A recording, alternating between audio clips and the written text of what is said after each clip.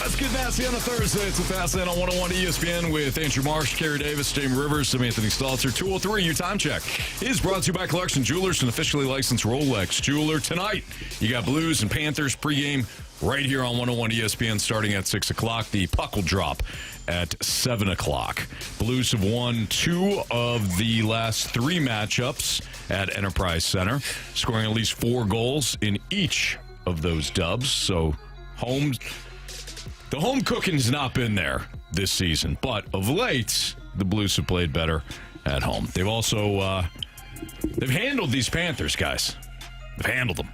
Carolina Panthers? No. The Florida Panthers. Really? Over the last Panther in the car? Over the last 10, is that a cougar? Is that a real cougar? Over the last 10 meetings between these two teams, the Blues have won 6.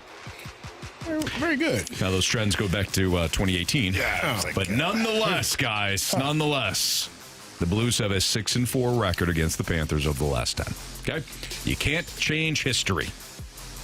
You know what I mean? No, you can't. That's a good point, Anthony. I like your story. Thank you. Okay. Right. Jamie, when you're looking, when we're tuned in tonight, Yeah. right? And we're watching these Panthers. Yes.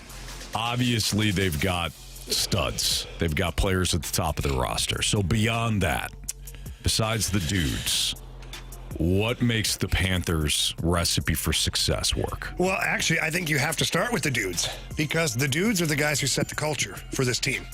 And a lot of teams, when you look around the league, the McDavid, the Draisaitl, the Nathan McKinnons, Austin Matthews, they're super talented individuals. And for the most part, super competitive individuals. That's what the Florida Panthers have done. What Bill Zito has been able to do. Barry's brother. It's a distant cousin, actually. Oh, for real? Oh, cool. Yeah. Good. Yeah. No. He had him. Martian was You had me initially, but there's always a tell.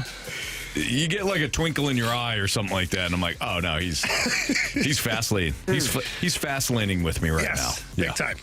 So, anyways, Bill Zito, I'm sure Barry knows of him. Sure. He's done a great job of putting together a very skilled team, but the team is filled top to bottom with competitors, guys that don't want to lose at anything. And, talking to Matthew Tkachuk, talking to Paul Maurice. Like, Paul Maurice, that was the one thing he said when he first got there a couple of years ago. He's like, I had a good team in Winnipeg. It didn't work out. We didn't get to where we wanted to, but we had a good team. He goes, I thought I had competitors. And he's like, some of the top guys, Mark Scheifele and all those guys, he's like, I thought I had high-end players that competed. Yeah. And they do. But he's like, then I got here. And he goes, it's just a different level. And he goes, Matthew Tkachuk is the ringleader. He goes, from the moment Matthew Tkachuk got to the Florida Panthers, he basically put everyone on notice by practicing so hard in the gym till he's exhausted. Like, all of these things, like the can't-lose mentality.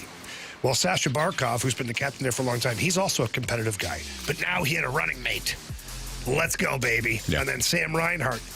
The Buffalo Sabres, by the way, have missed the playoffs. Be 13 years in a row this year. They had Sam Reinhart. They had him. Basically gave him away. So he jumped on board, and he's a 50-goal scorer, Stanley Cup champion. Sam Bennett, he's a competitive dude. Then you go through your lineup of guys that they've had. It's the number one feature that the Florida Panthers have is that each and every player would rather die than lose a puck battle. And I think if you're any team in any sport, you want players that are going to be competitive. So how do you find that? How do you know? That's the thing. You got to do your homework, man. Right. You got to do your homework because when you go watch a kid play junior hockey, and scouts fall, they fall for it a lot. Man, he's good. Look at the skating. Look at the shot. Look at the stick handling. And then they don't do the deep dive. They don't talk to coaches. They don't talk to trainers, strength and conditioning guys, teammates, guys who play against him. Like, if I'm looking to build a franchise and I'm thinking this young player can be the face of my franchise, I want to make damn sure it's a rock-solid pick. I'm going to talk to other coaches around the league, like that coach against him. I'm going to talk to players that maybe were traded from that team to another team. I want to find out everything. And if everybody comes back and says, that guy's a psychopath, like it's nonstop. The motor's always going. That's what I want. Because I've already seen the talent. The talent is there. That's the easy part. Finding good players is easy. Finding players that can change your franchise is difficult. And that's one thing in professional sports. You realize there are guys that are extremely talented that don't really love the game. No matter what sport it is. People find that hard to believe, too. They think it's absurd. What? You made it to the NFL and you don't even love football? No, I'm really good at it. I'm 6'6" and 240 pounds and running 4.4 hours. God gave me something He didn't give everyone else. So there are people that don't love the game that they play for a living and make a lot of money. And then you run into those guys that are obsessive. And by obsessive, you're like, oh, this dude doesn't want to lose at anything. Like, this person will, like Jamie said, would rather die than lose. Hines Ward was that way. Hines Ward he didn't want to lose. It did not matter what you were doing. It didn't matter if he was blocking. It didn't matter if he was running routes. It didn't matter if he was, whatever you asked him to do, he was going to try to dominate the person in front of him. And I think when you have one of those guys in your locker room, it's amazing, because then other guys start to fall in line. When you got 2 or 3 of those guys that are obsessive, it's like, oh my God, this is because now everybody's like, well, if I'm not on their level, well, I'm gonna have to get the hell away from you, because I'm not going to fit in. Mm-hmm. Like I'll be the outside. I'll be on the outside looking in. If these guys are that competitive, no matter what we're doing, they want to win and they're obsessive with it. It turns your team into, that's your mindset. And it just filters throughout the entire roster. And now everybody is that way. And then the coaches are like, oh, well, let me make sure I'm not slacking in this area. So now people just start falling in line because you got 2 or 3 guys that are damn near crazy in terms of how much they want to win and how hard they want to compete. And it just makes life a lot easier in the locker room because now everybody's on the same page. And one thing Paul Maurice said, too, which was interesting, is he's like, I got there. And he's such a well-spoken dude. He's like, I got there, I'm the new coach, been around forever, going to impose my will on this team. This is my team. He goes, I probably coached that team for about a month. And he goes, then I had to take a step back. He said, one day I was listening to myself, and then he says, I'm on the bench, and the players are coaching each other. Guys are coming off the ice. Guys are talking about good plays, bad plays, need to change this. We're going to switch to this forecheck. He goes, I did the Homer Simpson into the bushes. And he goes, the team coached itself. He goes, I'm there. Like, I'm going to do the game plan, the pre-scout, the meetings, all that stays normal. But as far as on the bench coaching, he goes, I'll rattle the cages every now and then. But for the most part, these guys are coaching themselves. Mm-hmm. And he goes, that's when you have a championship caliber team, because players are willing and able to accept criticism and praise from their teammates and then change things on the fly, not being robotic where I got to wait for the coach to tell me to change the forecheck or that's not working, we need to do this. So he said right then and there, he's like, I just knew. You talked about the forecheck and how they would change things on the fly. What does this team do systems-wise that stands out? Or is it basically similar to what other teams around the league do? They just do it better because of the guys they have in the locker room, because of those detail-oriented players. Yeah, bingo. The systems are the systems. Like, hockey is a very simple sport. Even though it seems difficult, it is difficult to execute. But on paper, there's only like 2 or 3 variations of a forecheck that you can do. Right. 2 or 3 variations of a penalty kill. Like, there's not this master plan. Like, you don't have Bill Belichick with the playbook going through it. Like, it's none of that stuff. And so hockey's about repetition and execution. That's it. Can you repeat what you're doing over and over and over and over? And can you execute that? And the Florida Panthers, they do that. They hold themselves to a higher standard. The championship caliber teams always hold themselves to a higher standard. Like, oh yeah, we won that game, we got through, but that wasn't good enough. We were lucky. Let's get back at it. Let's make sure the next game we're better. And that's what they've established now in Florida. That's a team that nobody really enjoys playing, ever. And Jamie, I was going to say this, as a teammate to guys like that, you don't want to be the person to let them down. You don't want to be the person that is not pulling your weight in the right direction, because it's like, I've always said this, I didn't give a damn what the coaches thought about me. Obviously, I do, but I cared more what my teammates thought about me, because they're the ones out there with me. They're the ones that are going through, and if they say, man, you can play, that means way more than any scout, any GM, any owner, any coach would ever say. If your teammates say you had a hell of a game, because they know they're not going to just pat you on the butt. Good game. You played terrible, man. Fix it. Get it together. They're the ones that are going to, and you're looking at them, and you got to look them in their eyes, and they know, and you know. And so if you're not holding up your end of the bargain, it's a long day for you. So I think, like, competitive teammates, guys that are all, obsessive like that, it makes your team that much better, and it's so much more fun. It's so true, too. And I've told this story several times about my first game with the Detroit Red Wings, where they passed the puck to me. I got to the red line, just shot the puck in. And we don't do that here. Brett Hall going, we don't dump the puck. And I'm like, oh, whatever. But then what Steve Yzerman said to me never, ever left my brain. Because he leaned over, and he was funny. He goes, yeah. He goes, if you dump that puck in, like, none of us are going to get it. Yeah. He goes, unless you want to go get it, that's fine. I'm like, no, that's fine. He goes, but remember, he says, Kenny Holland brought you here because you're a hell of a hockey player. He said, we don't sign crappy. Yeah. We don't sign crappy hockey players here. You're here because you have talent and you can play. So make plays. And I was like, okay. So Steve Yzerman wants me to make plays. Right. Mm-hmm. I've been doing that my whole life until I got to the NHL. And then I had to dumb it down in order to stay, oddly enough. Yeah. So from that point on, it was different. I was confident with the puck. I wanted to make plays. And that was like some of my best hockey ever because a veteran player told me, you're a good player. Stop acting like you're not. Yeah. Mm-hmm. I was like, okay. It went a long way with me. Obviously, still sticks with me. Why did you battle to get out of there? Really? Really? You had some issue with it. I remember you Mike Babcock. Really? Yeah. I shot the puck at him. At him, right. Yeah. Because this guy came in training camp and brought me, Brendan Shanahan, Chris Draper, Darren McCarty, like veteran guys on the team. And he got in the room and he's like, yeah, none of you guys are on my roster. He's you're guys I didn't want on my roster. You're Kenny Holland's boys, so you're here under contract. But, we'll see where you guys end up. Day one of training camp. He's never, ever coached me before or any of some of those other names are big names. Yeah. And Brendan Shanahan was beloved by Red Wing fans. Chris Chelios was in that room, too. Oh. Yeah. Ooh, Red. Yeah. And so it just got to the point where he wouldn't play me. And I had like several meetings with Kenny Holland. I'm like, Kenny, like, what are we doing? He's like, I've been talking to him. He's like, I can't just force him, So I barely played. And so I kept asking for trades throughout the season. Ken Holland's like, I'm not trading you. Mm-hmm. He's like, I know what you can do for this team. And at some point, we're going to need you. I'm not trading you. And so the trade deadline day was that day. And I was supposed to play that night. So then, first of all, I was like, well, I guess I'm not being traded. This is my last chance. So now I'm here for the rest of the season. But it was also backtrack. It was the last year of my contract, too. So if I didn't play, I had hardly played. If I didn't play, no one's going to sign a guy that played 17 games. Like, whatever. Maybe he's old. Maybe that's why they're not playing him, right? So I had to prove something. Anyways, last second, Babs skates by me and goes, oh, yeah, by the way, you're not going to go tonight. So I'm like, okay, fine. Maybe I'm being traded. I actually wasn't all that angry. I was like, okay, whatever. Maybe I'm being traded. Then he has the assistant coach. Stevie Yzerman's coming back from injury, and he's getting back in shape.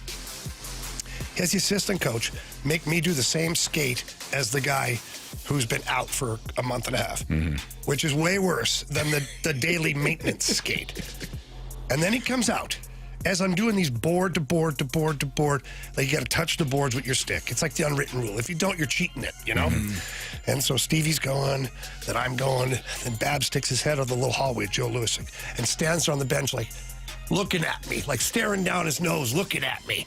And then as I approach the wall, he like leans over to like make sure like my stick touches the wall. So I said, oh, okay. I skated back. I told Stevie, I go, Stevie, I'm going to shoot a puck at this guy. Watch.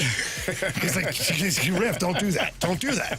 He's like, don't look at him. Focus on me. Let's go. We're in this together. I'll skate with you when we go, And I'm skating. He's in my ear. He's like, I see. Don't do it. Don't do it. He can see my eyes have rolled into the back of my head at this point. So I skate to the far side. Instead of touching the boards, I grab a puck. And I skate back with the puck to where we start. And I turn and I rifled the slap shot. I wasn't trying to hit him, but I wanted to really buzz the tower. And it did. It went off all the glass behind him. He ducked down like a grenade went off, and he looked at me, and I just stared at him. And I looked at Stevie, I go, well, we'll see what happens now. He went down. I got home, told my ex-wife now. I said, you may want to start packing. She's like, what'd you do? I told her, Jamie. I'm like, listen, we're either playing in the minors next year or we're playing in the NHL. This is like the go time thing. So I ended up getting traded to the Phoenix Coyotes, and Kenny Holland absolutely MF'd me on the phone. You son of a bitch. You made me do this. And he says, we didn't get better today by trading you. And I was like, oh, well. Yeah. But I got another 3 years out of the NHL. There you go. Jamie Rivers, Kerry Davis, Andrew Marsh. It's Fastlane on 101 at ESPN. Are we in the midst of the most frustrating period in St. Louis sports in the last 3 decades? We'll get into that next on 101 ESPN.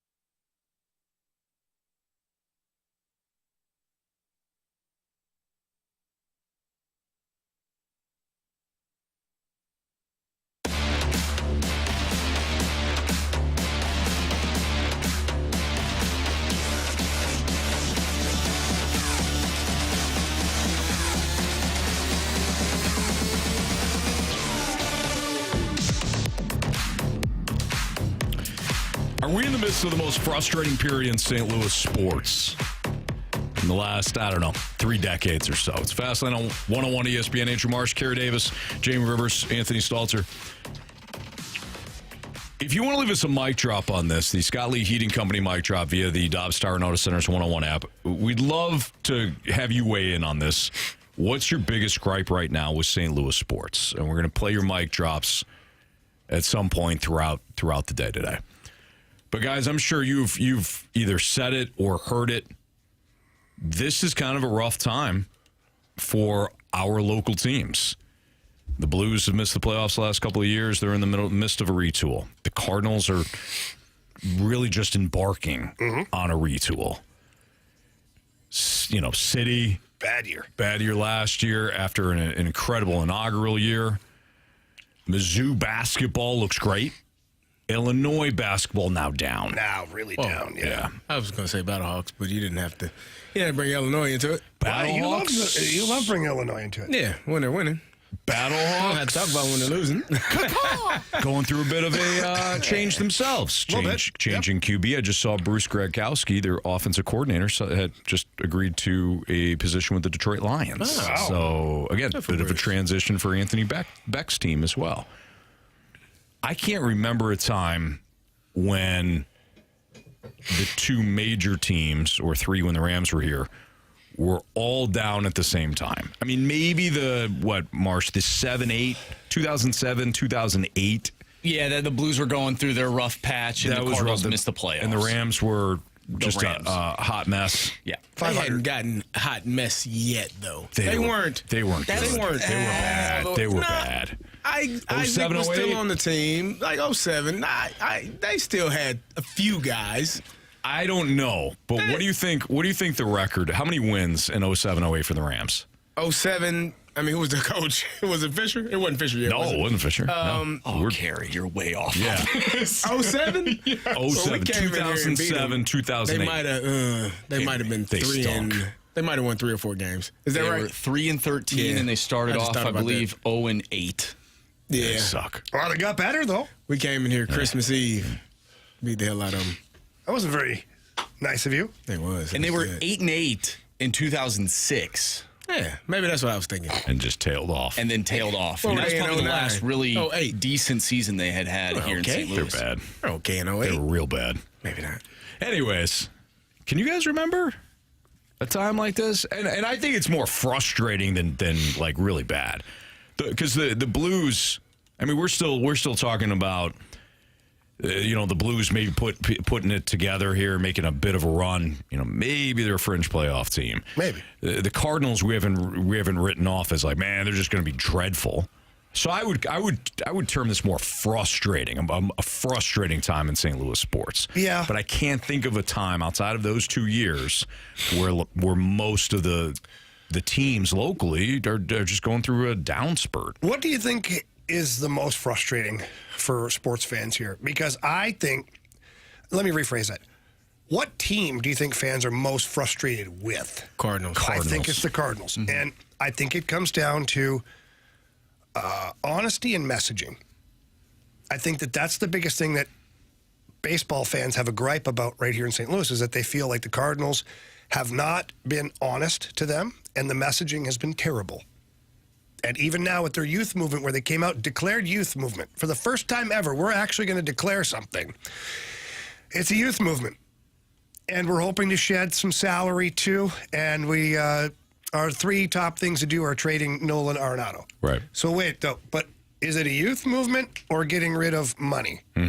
Because which one is it? So even in their own attempt to try and be the Doug Armstrong type person, they screwed it up because they drug it into the weeds themselves. They didn't even have to talk about the Nolan Arenado thing at all. Don't even discuss it. We're going with the youth movement. We think Nolan Arenado could be a huge part of this. He's a great leader, obviously a great player for many, many years. We think he's going to bounce back. He's going to be a big part of this. There. And then behind closed doors, you're working the phones, you're talking to Nolan. Just shut up. Just shut up and go with the youth movement. Yeah. So for me, I think, and I could be wrong, text line, let us know, YouTube chat, mic drop feature, all of that stuff. I could be wrong, but I think people are more frustrated with the Cardinals because of those two reasons, whereas the Blues, they should be just as frustrated with the Blues because it seems like the tires are spinning a little bit in the same spot. But Army, very intelligently, he gets in front of the cameras. He gets on the radio. He tells people what the plan is. Then he makes a shrewd move every now and then.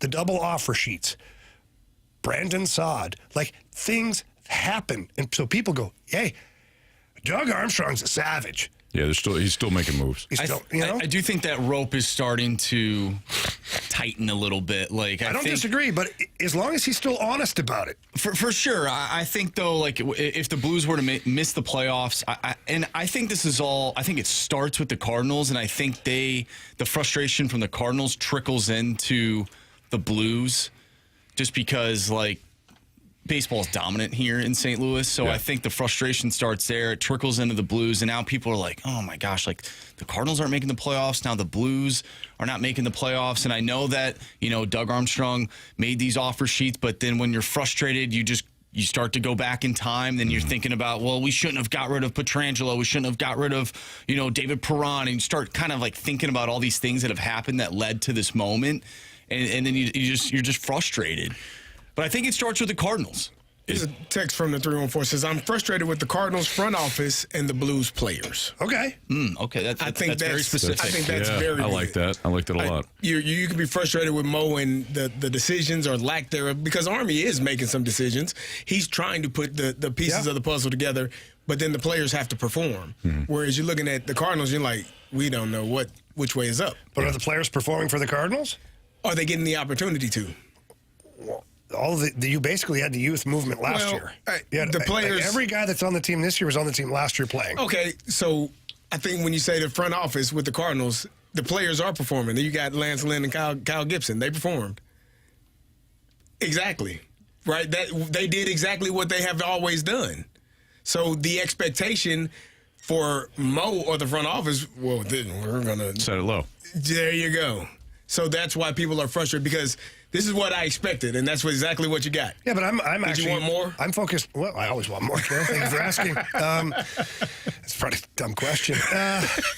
I was focusing more on, like, the Mason Wynns, the Jordan Walkers, the Brendan Donovans of the world, to where I feel like those guys are performing at the right level. Yeah, they are. But then beyond that, who else was?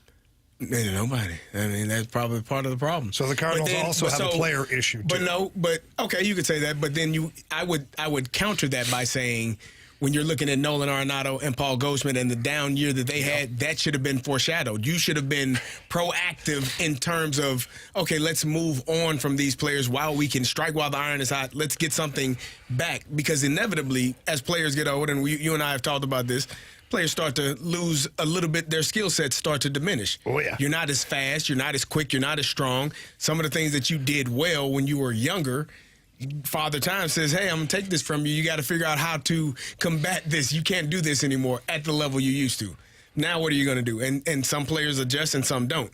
And I think the Cardinals, when you're talking about the front office, the inability to see those things taking place is probably why fans are frustrated. Yeah, and I'm not, just to be clear here, I'm not Blues versus Cardinals, because I think that the Blues are still trying to figure out the roster as well.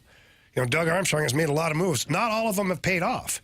He went out and got Kevin Hayes. That didn't work. So he had to move on from Kevin Hayes. He's gone out. He went and got Matthew Joseph. He got Alex Texier. Time will tell where that ends up.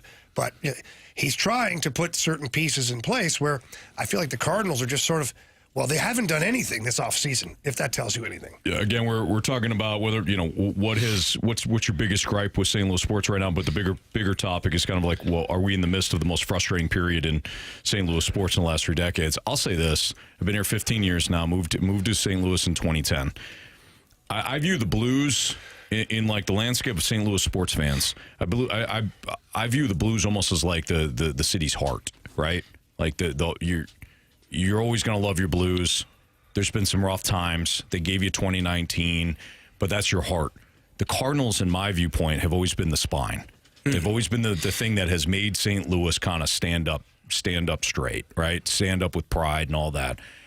And to watch what the front office and the ownership, what they've done in terms of being complacent, I think that is where St. Louis fans have become most frustrated. Like, it's that pride, and you took away the one constant.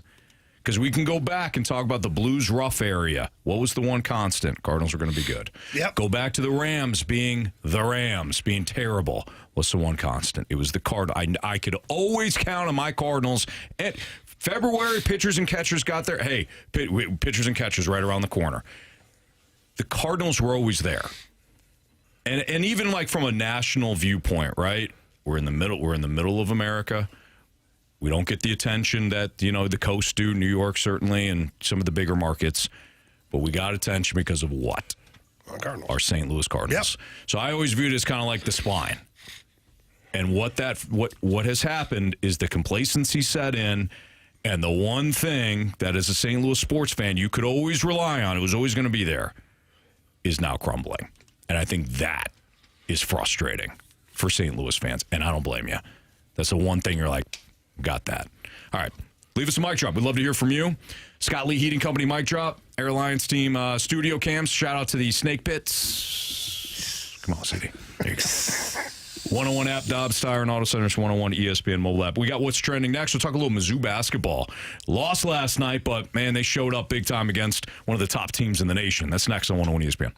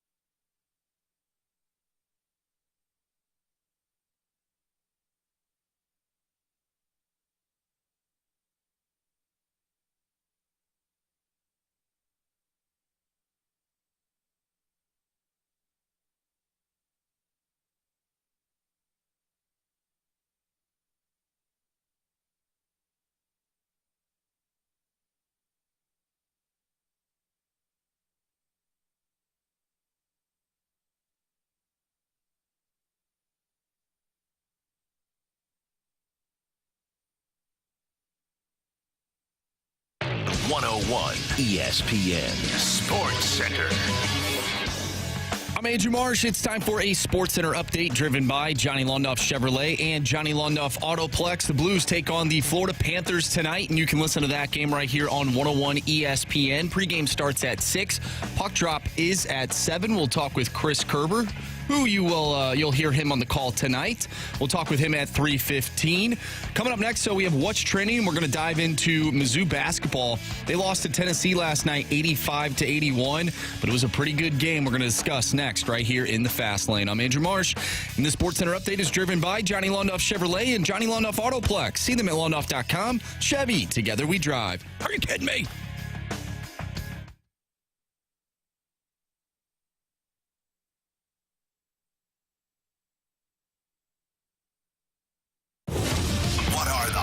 Topics in the sports world. What in the wide world of sports is going on here? It's time to find out with What's Trending, brought to you by Elite Comfort Experts. Heating and cooling with no gimmicks, just guarantees. EliteComfortExperts.com.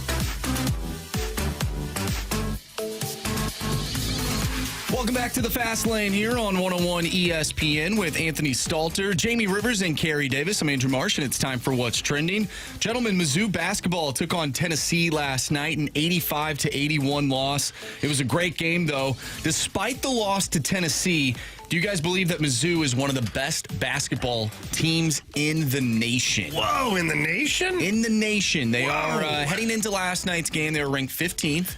And Tennessee is one of the top, 4 teams in the nation. Number 4. So, it's no knock on Mizzou for losing to a number 4 ranked team. It was a close game, Anthony. In Knoxville. You ended up hitting your pick on Bet the Board, too. So, They ended up covering. Yeah, they covered. They were 9.5. That was what? I just had a question. Were we going to say something positive about Mizzou, and you had to chime in? He's incapable of saying anything positive about We'll get to your Illinois Fighting Illini. We'll get plenty of time for your Illinois. We'll get to your Illinois Illini. Are they one of the best teams in the country? Yeah, they're one of the top 15 teams in the country. Maybe 17 now. What's the cutoff? You can't be the best team in the country if you ain't number 1. One of. Can they be one of? Okay, are they 1 through 5? Are they going to be a 1 seed? No. Okay, then no. They're not one of the best teams in the country. I don't get you. I don't know how that's not rocket science. They're not. I don't think they're one of the top teams. Yesterday it's him. Today it's you. I don't get you. Yesterday it was Tim. No, it was him. Oh, I'm Anthony. I thought he called you Tim. No, not this. Tim has the morning show. No, I said yesterday it's him. Today it's you. We're taking turns. Well, the negative crap. Why can't you just support the home team? I do. They I know financially you have. They aren't in St. Louis. Columbia. They're like 2 hours away. They went toe-to-toe How far with Champaign? top 14. See? 2.5. See? Yeah. One team's more local than the other, pal. Jump on board. Yeah. I mean, it was a great game. Good job by those guys. How many? What they finished? Huh? Yeah, Anthony. What they finish? Don't you dare. Dead last? Yeah, had a good day. Don't you dare. Pretty good day, huh? It's a good game last night. It's a good game. Seriously. I don't take, but that's a moral victory. You want to be excited. You want to jump up and down because they almost went into beat, the number 4 team they in the almost beat nation them. and hung with them toe to toe. The only reason why Tennessee won that game is because they hit 3-pointers and they never hit 3-pointers. Can I be honest with you? Sure. Illinois hung with Connecticut the whole first half last year. You know, huh? How'd that work out for us? Not great. Not great. Did we win? No. You know, if Connecticut didn't score go on a 30-0 run, we were right there. Like, what the hell are we doing? Good for those guys. I'm sorry, Marsh. I don't want to down on but you. Illinois didn't lose every conference game a year ago. I mean, come on. So we're giving because what they That's they real stink rich, last Carey. year. Your team's Mizzou is doing really good right now. They stink too. They stink. I don't even want to talk about you them. lost by they lost 9 to Rutgers. to Rutgers last night. Yeah, they shouldn't. Come yeah, on. they stink. Well, they lost. What are we doing here? They lost a lot lately. A lot of anger. They have. They probably won't be in the top 25. You can't give Mizzou and they a little shouldn't credit deserve it. for going toe-to-toe against Tennessee. Okay, yeah, good job. They were beating them. They were beating them for a good stretch. And they should have damn won. I feel like the 6-1 hate with you guys now. We're celebrating losing? We're not celebrating Tennessee anything. are. Shot from the 3-point line. better than they have all year. It was like an anomaly for them. Correct. You know what you should do? Play better defense. Close out. Get a hand up. Rebound. It's a mile marker moment. It's A another loss? mile marker moment. Where are we against the number 4 team in the nation?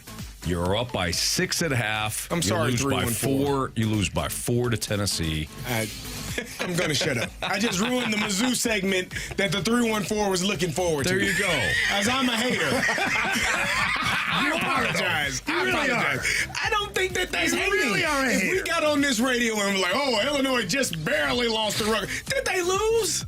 But it's not the same thing. Why does it matter? It's not the same thing. Mizzou has a didn't win perennial a conference game last year. They were 0 for gopher in conference play So we're last excited year. because they almost They're beat having the a number really 4 good team in the year. country. Honestly, They Carey, go on you the need road therapy. in I Knoxville. don't think I need therapy.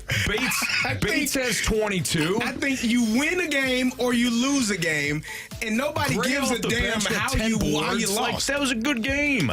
Oh my gosh. We're not talking about Mizzou hanging with, like, I don't know, Rutgers. Illinois didn't do that. We're talking about a team that we are measuring along the year. Mizzou beats on. Illinois by 10. How'd that work out in December? Oh, December. We're going to go back to December. We're going back to last year.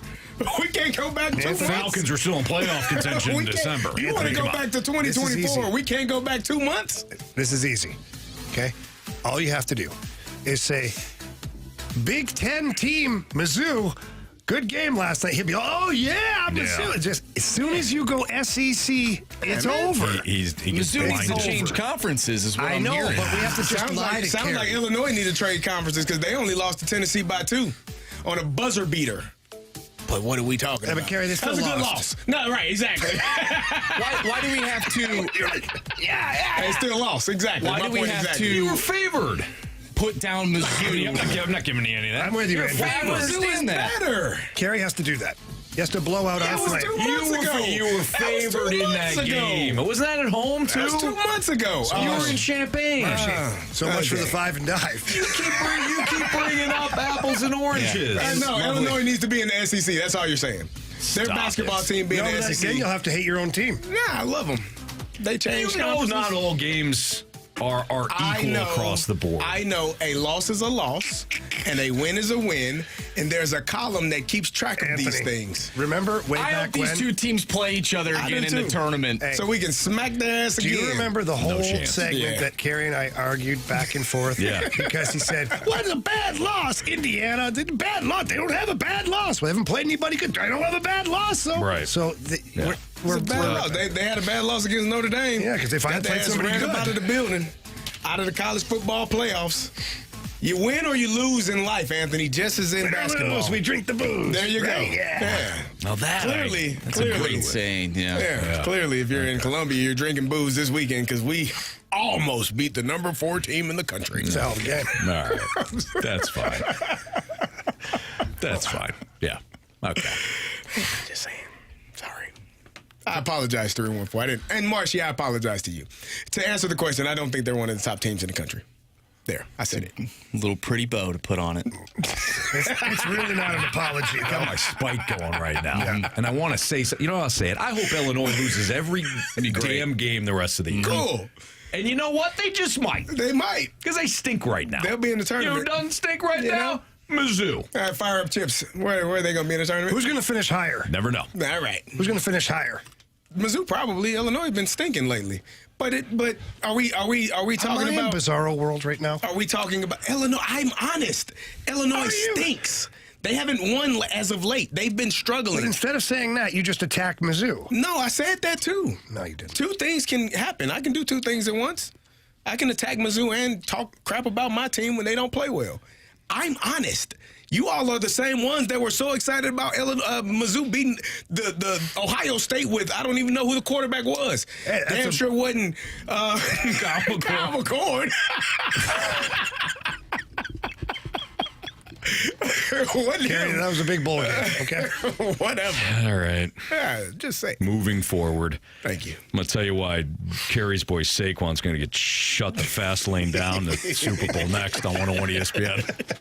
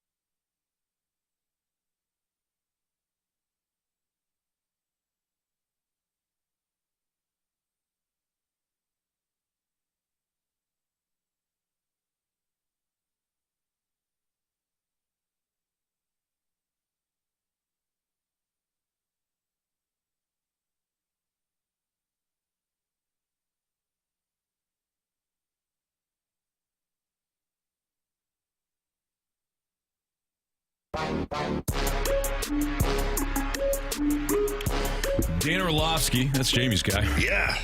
Of Oh, ESPN. come on, tell me you don't like him. Yeah, he's fine. Nice guy. Kerry, what do you think? I think Dio's cool.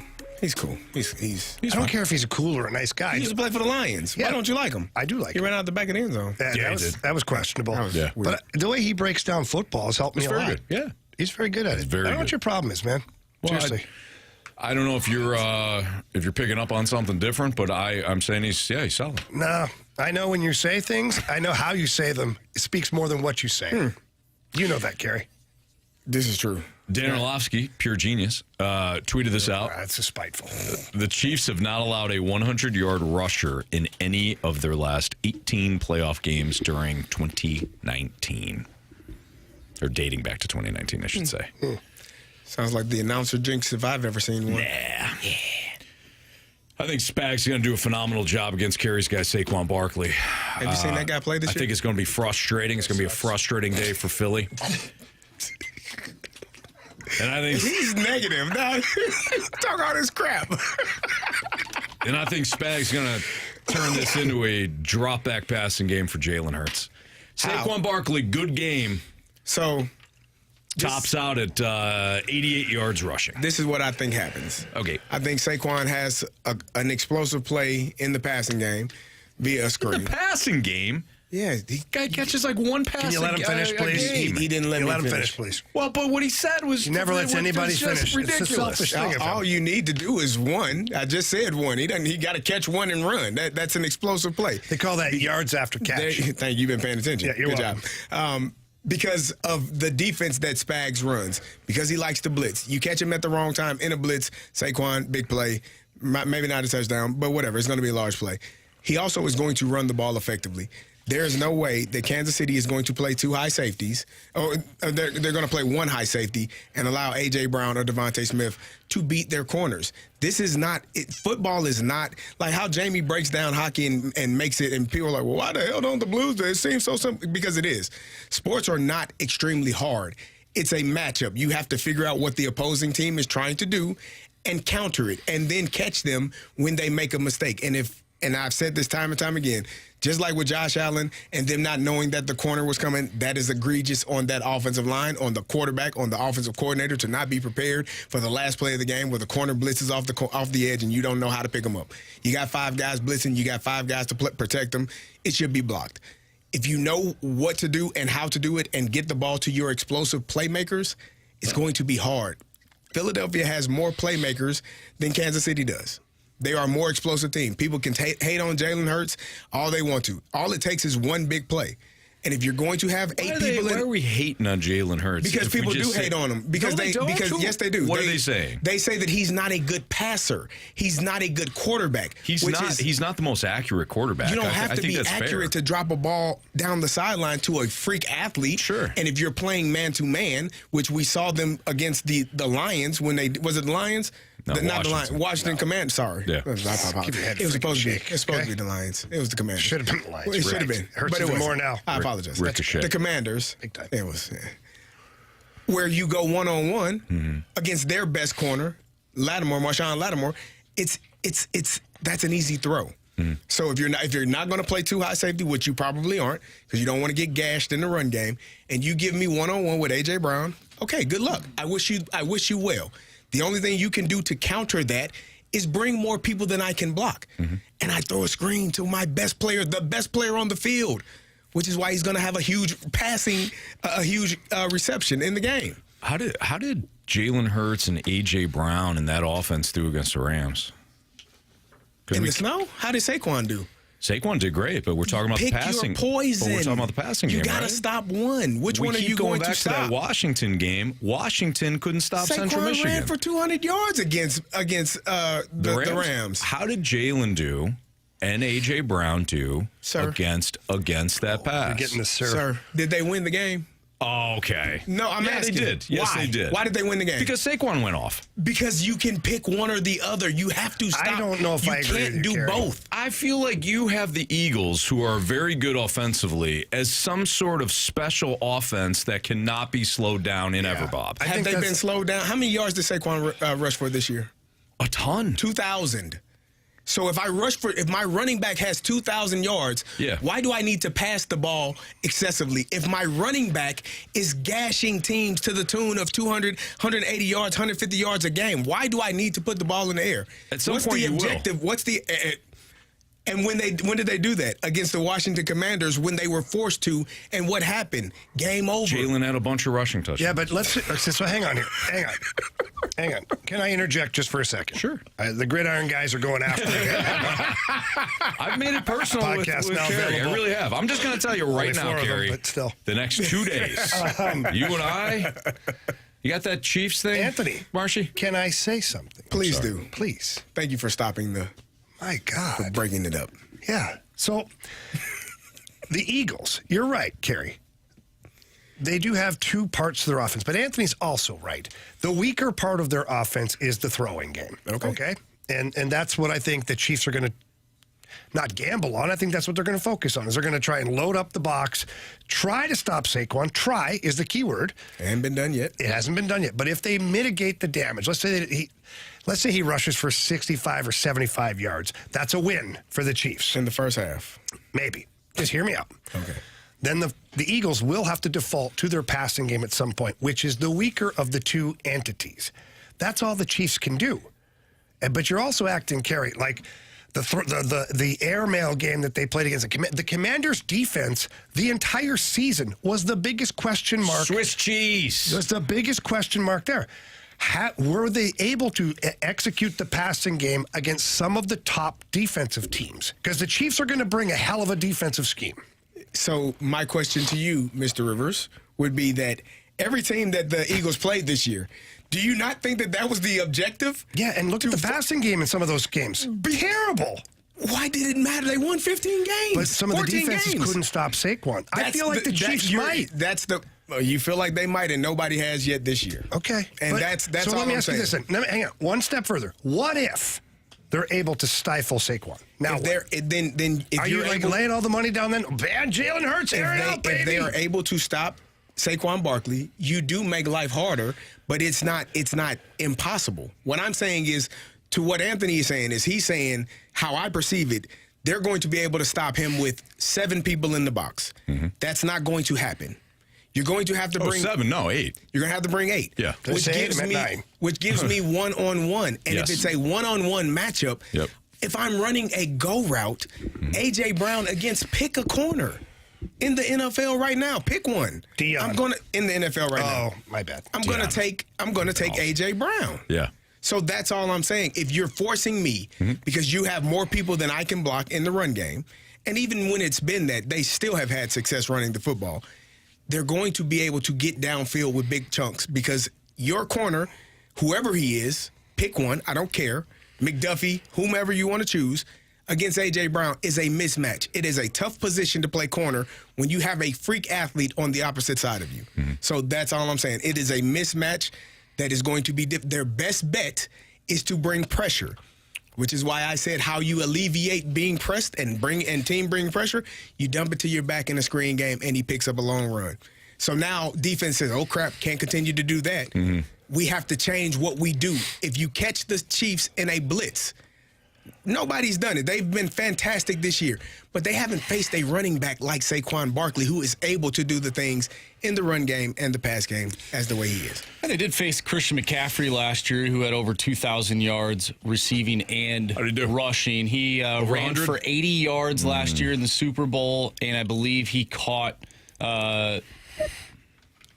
his receiving, I believe, was around 80 yards as well. He had 2 touchdowns, didn't he? He threw one, caught one. Chiefs still won. Gary, let me tell you what's going to happen here, okay? I'll tell you exactly what's going to happen on Sunday. Do tell.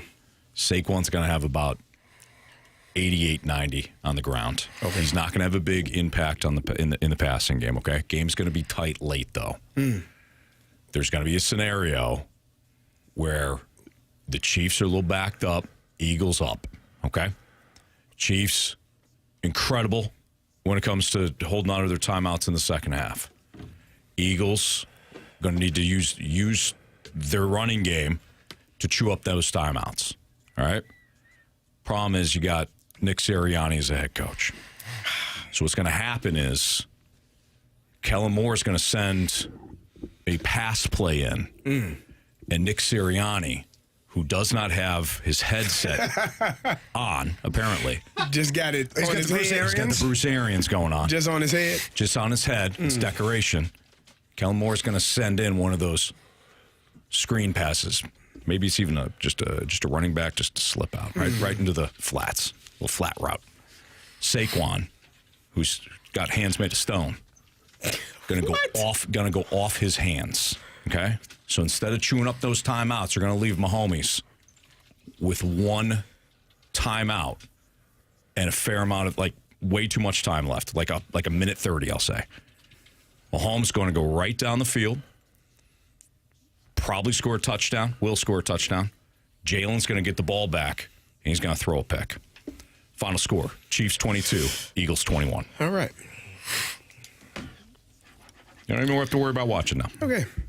I think I'll watch anyways. It's a fast lane on 101 ESPN. Let's talk about dynamic players and whether or not they can change the fortune of your team. Yeah, Saquon again. That's next on 101 ESPN.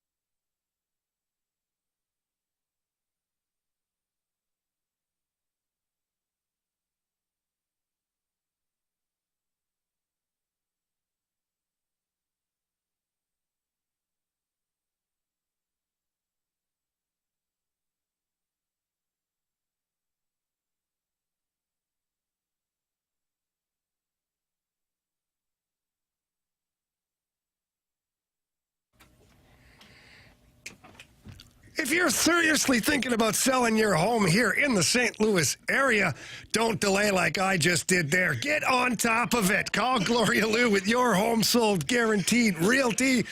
She's been in the business for over 80 years, and she can sense when you're a little apprehensive or maybe not all there at that time. And she's going to do the best things that she can for you to make sure you sell your home for the appropriate price based on where your zip code is. And that's because Gloria has been doing this for so long. She understands that each zip code has a different price range.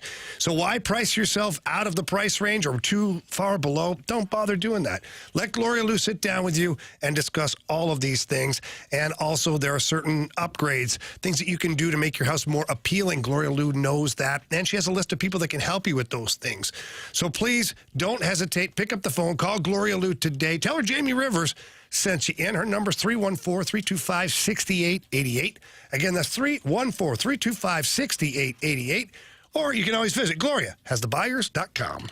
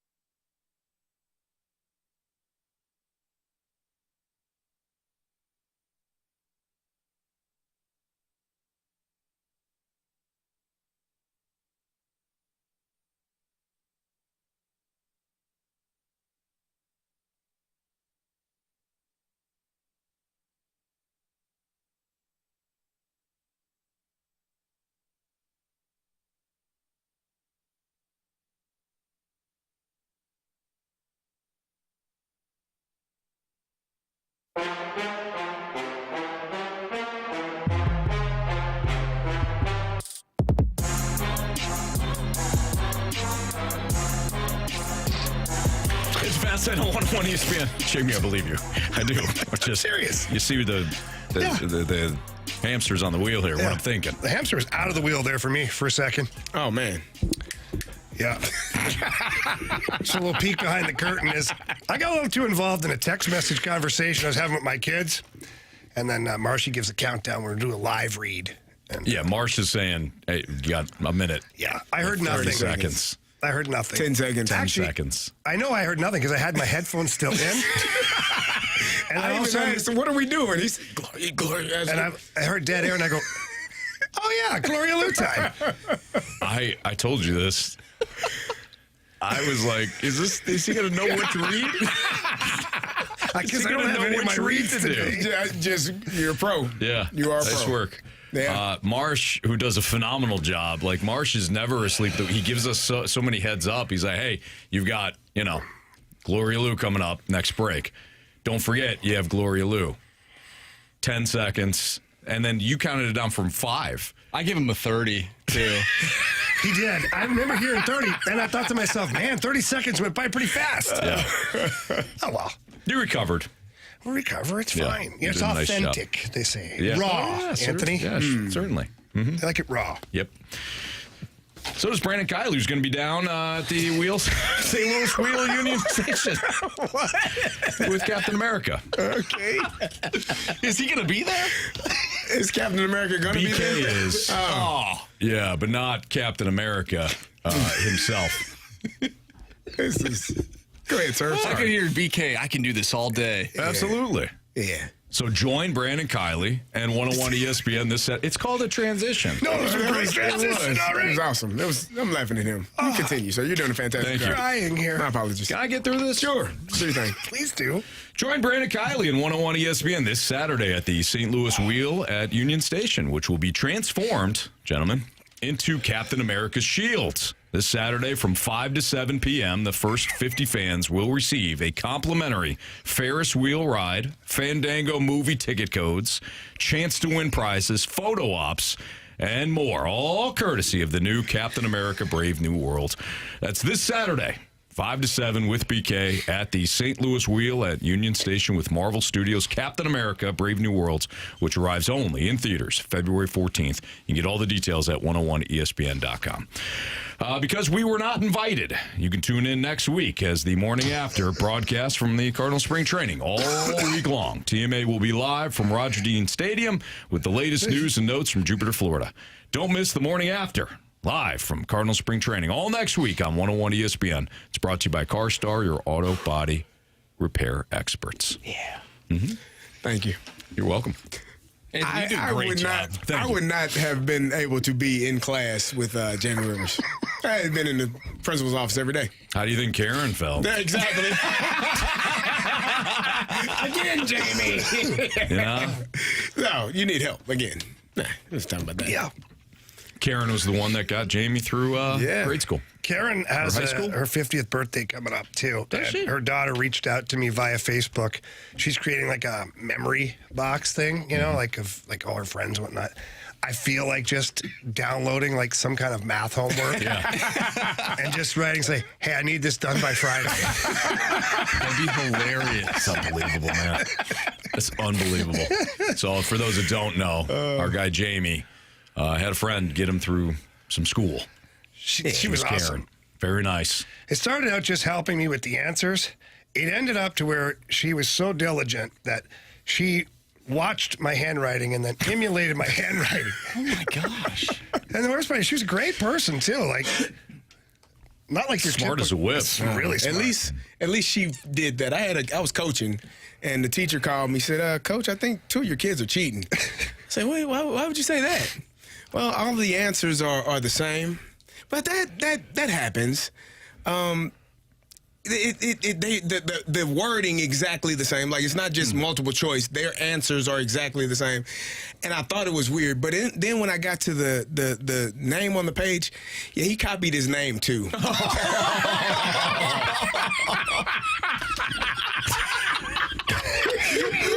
That's called being. Tell me this kid is good enough to be in the NFL. I said, you were so entrenched in cheating, you didn't even write your own damn name, man. I didn't cheat. This is your handwriting, and this is not your name. And you handed the teacher this paper. That is incredible. Yeah, he's like, maybe it just happened. Maybe they were working together. Over. Oh, Yeah. man. She said, but he wrote his name on the other. He wrote the other kid's name on his paper too. So I got one for you real quick. I know we're up against, doesn't matter. My brother, 4 years older than me, went through high school, and we had this, like, I forget what class it was, like human resource life crap, like whatever. It's Human like, resources. not human resource, but you know what I mean. Yeah. Like, whatever. And so Sean had, my brother's a very intelligent person, and he had wrote this amazing paper on, like, the psychology of sports and things like this. And it was a massive project. He got like an A+. It was awesome. Well, 4 years later, I had totally forgotten about this paper I had to write. So I pick up his paper. Literally, I like use whiteout a little bit. I'm not even rewriting this sucker. Okay? I'm just going to hand it back in. I changed the last page because it had his name on it. So I changed that. Smart enough to do that. Hand to the teacher, and the teacher, like a week later, is like, hey, man, we had some really good papers. We had a couple of outstanding papers. He goes, quite honestly, I had one paper by you, Jamie. Unbelievable perspective. He says, it's been a long time since I've seen somebody be able to break down sports and the psychological thing. He goes, quite honestly, it's been about 4 years. And I go, I'm like, hey, you're welcome. So I'm not cluing in at this point at all. And then he goes, I haven't seen a paper this good since your brother wrote this paper. He goes, you didn't even put it on your own paper. You handed him the Exact same paper. He goes, I missed a few spots where he had like underlined things. He goes, I'm correcting a paper I've already corrected. The teacher had he goes, honestly, I'm going to give you through the weekend to do another one because this is the funniest thing I've ever come across in my life. So I rewrote it, and he passed me. That's good, though. They give you another shot. Oh, my God. I went home and told my brother. hilarious. My brother's like, are you frigging serious? What the hell? He goes, that was a really good paper. He's like, he's going to remember that paper. I go, 4 years ago. Who the hell remembers 4 years? I do, because I had marked it at that point. Oh, man. All right, we got to get to Chris Kerber. Chris Kerber's next on ESPN.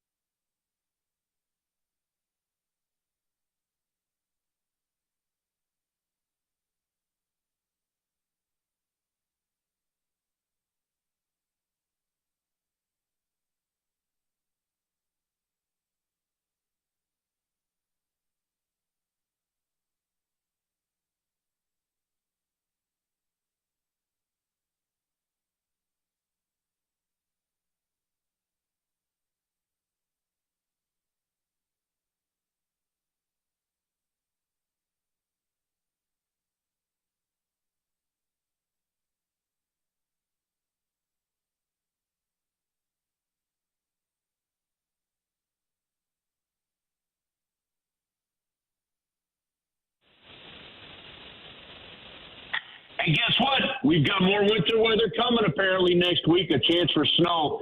That's just a reminder that winter's still here, and you want to make sure that that furnace is up and running. If you haven't gone and had your furnace checked out sometime during this winter, get it done now. Have it cleaned up, have it ready to go. Make sure it's in tip-top shape so you don't have to call for any costly repairs during the rest of the winter. And it also takes care of it so you're ready to go for the spring. That's what you do at Classic Air Care. They've been taking care of my house. They've been taking care of the Ferrari household and their family for years. They're going to take care of yours. They're going to come in. They're going to make sure that the temperature variance from the moment it leaves the furnace to where it hits the vent is exactly where it needs to be.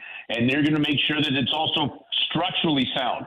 That's what you want to make sure. You want to make sure that this thing is structurally sound. There's no CO2 leaks. There's no issues that could be dangerous in your household. That's why you maintain this unit like it's one of the most important pieces of equipment in your house. Get your HVAC unit checked out at classicaircare.com. You can book an appointment. Check out their Google reviews. They've got a 4.8 Google rating. You know you're going to get the best service in town. The rating proves it. Book an appointment online at classicaircare.com.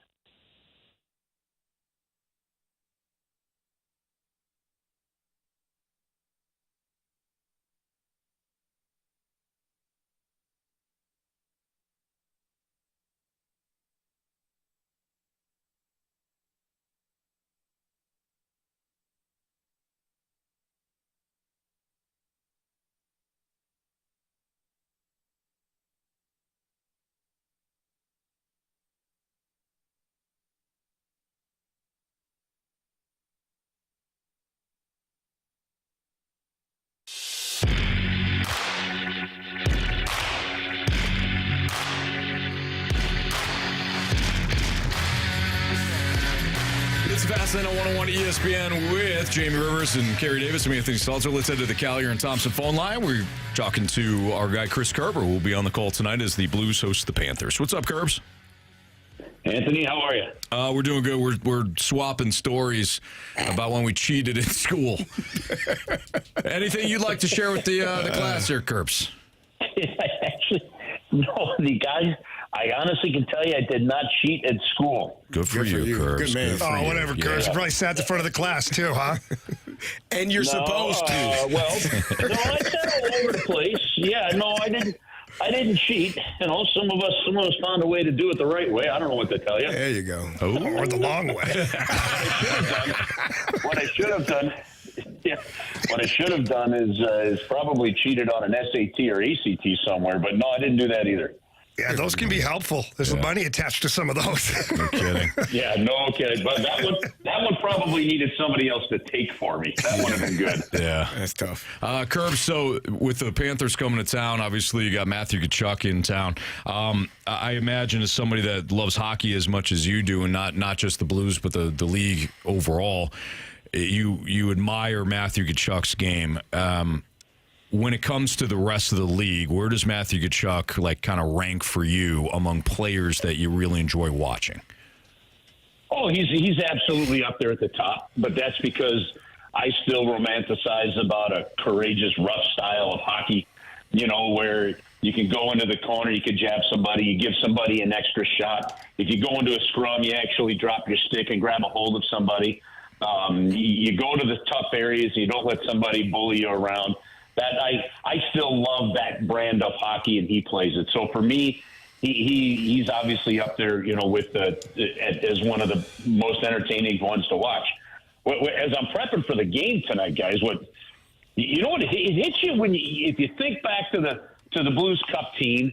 You look at the other teams that have won cups since. You look at how they're built, and so many of them are built so similarly. Florida knew that they needed a different style of player for the playoffs, and that trade of Huberdeau and Weegar for Matthew Tkachuk was just absolutely brilliant. I mean, that was a massive hockey trade. That's trading star on star. They traded a guy that had just had 115 points and then a top four defenseman, and said, we aren't good enough to win a cup with this guy that's got 115 points and a top four defenseman. We need this other style, and they brought him in. And yet, here's the thing.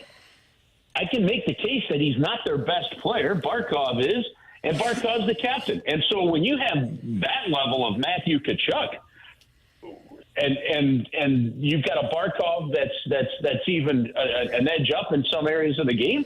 Holy cow, are you going to win? And it just shows you where teams have to get to. Kers, we talked about roster construction here on the show a couple days ago, and much to what you just said a couple seconds ago, the Blues. We talk about all the young players that are coming up with the Dvorsky's, the Snuggaroos, the Stenbergs. I mean, these are all very talented players, but none of them really check the boxes of a Matthew Tkachuk style of play. I'm not comparing them to Matthew Tkachuk, but in talking a couple of days ago and just hearing you, like, bullying your way to a Stanley Cup has kind of become popular in the last handful of years. How hard does that make Doug Armstrong's job now to surround all his really high-end talent with some guys that are gritty, that get in there, that can bully some other teams?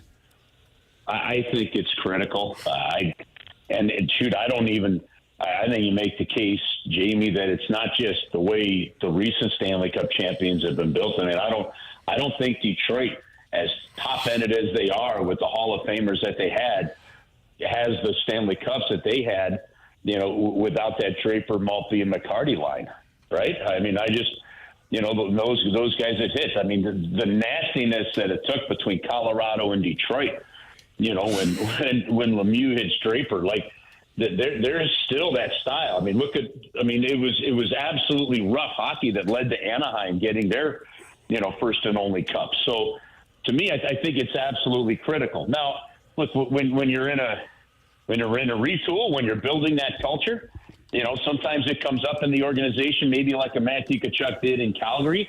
Maybe you trade for it like Florida did to get him. Maybe you find it like the Blues did in a player like Pat Maroon. So there's different ways to get it. But I think the Blues right now, the Blues need it. I think there are players available out there coming that are going to be worth looking at. I think it is a massive part of the game for the Blues that is still missing. But I still think that they're missing some skill depth as well, and that's what the future holds. You hope with a Dvorsky and a Snuggaroo to round it out. Yeah, that was going to be my question. The last couple of games, obviously, you played the Oilers. They got two really great stars. You just talked about the Florida Panthers. Is there anyone that is on the rise that is not here yet? And I mentioned maybe a Dylan Holloway that has the potential to have that level of skill set, maybe not to the Connor McDavid, but just a tier below those guys. Well, the funny thing is, when we broke down Carey the game, I started our post-game breakdown, and I looked at Joy. I said, this is going to be maybe the easiest kind of post-game breakdown we've really ever done. He goes, okay. And I said, here's the difference in tonight's game. They had McDavid, we didn't.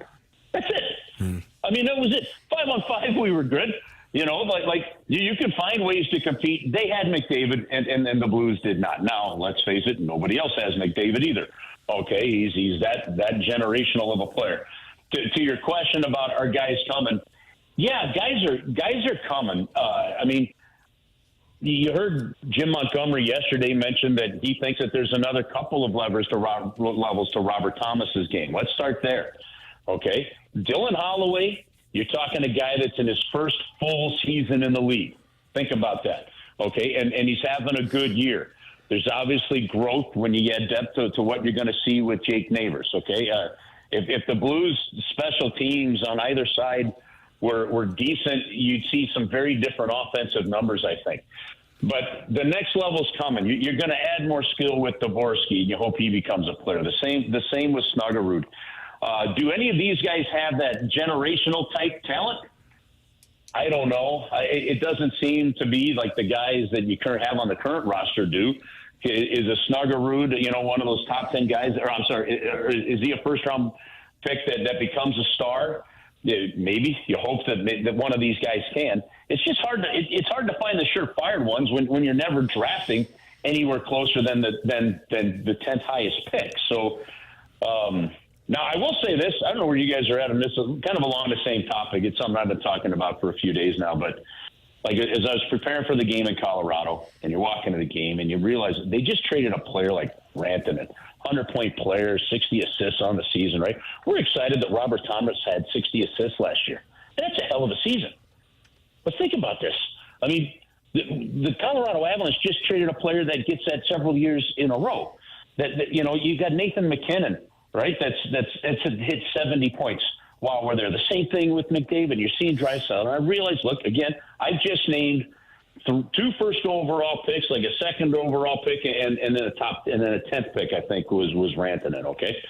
So I realize I'm saying that, but, man, it's been so long since the Blues have had that. Like, I really hope that somewhere along these lines, one of these or 2 of these guys hit to the kind of level where that level of excitement our fans get to see night in, night out. Because while we've seen some really good hockey, obviously we've seen championship hockey, we've seen hockey that's been the sum of the parts. And there's a way to win with that, and it's good competitive hockey. But, man, that come out of your seat superstar, I'd love to see that for this fan base here at some point in time. Well said, Kerbs. Well said. Now, we'd love to have you on longer, but Jamie screwed up our clock badly. So I'm sorry about that. I'll personally apologize for him. Guys, listen. Cheating gets to you. I mean, it just happens, right? If you're Jamie, apparently you did it a lot in school. I didn't do a lot. Listen. This guy knew where his bread and butter was. It was between a blade of steel and the ice, right? It wasn't in a math class. Kerbs. I think he did just fine. Thank you, Chris. Kerbs, he literally, when we were in the break, he literally goes, at that point, I was one of the top players in the nation, so I didn't care. So you're absolutely right. He knew what his destiny was. So, could you imagine what college football would be like if we got rid of cheating? Oh, wow. What are we talking about? Yeah, Carey, your thoughts. Man, I don't have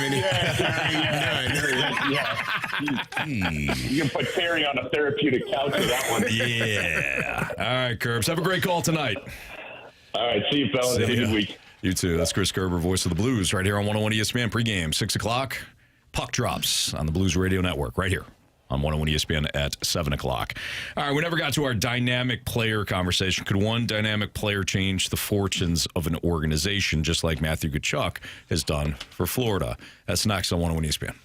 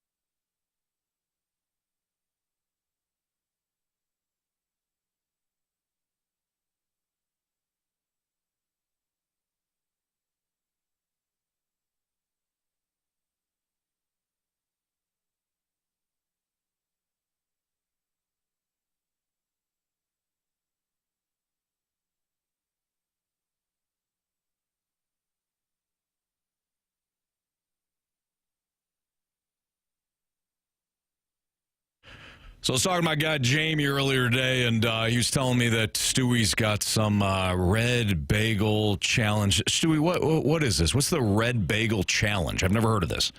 All right, and Anthony, in Scotland, when a person paid off their mortgage, it was tradition to paint their door red, saying, hey, guess what, guys? I am debt-free. So we're going to give you the red bagel challenge.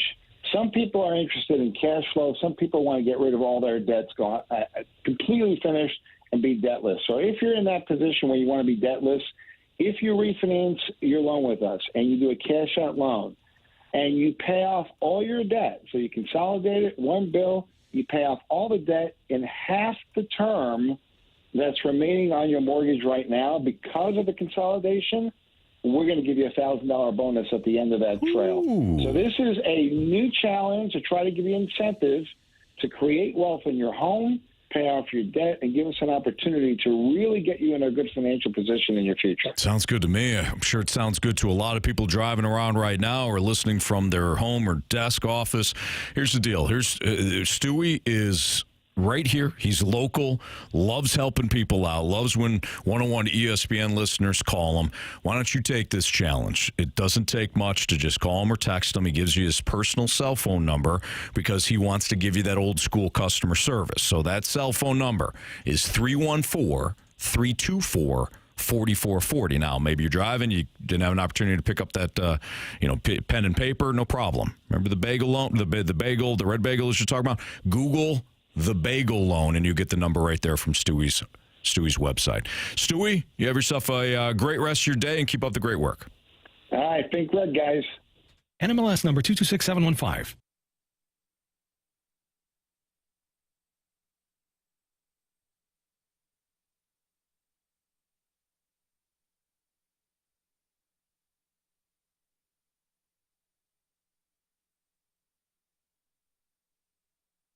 Right now, there are young people across the world facing a tough choice. Continue their dream of education or drop out to help their family put food on the table.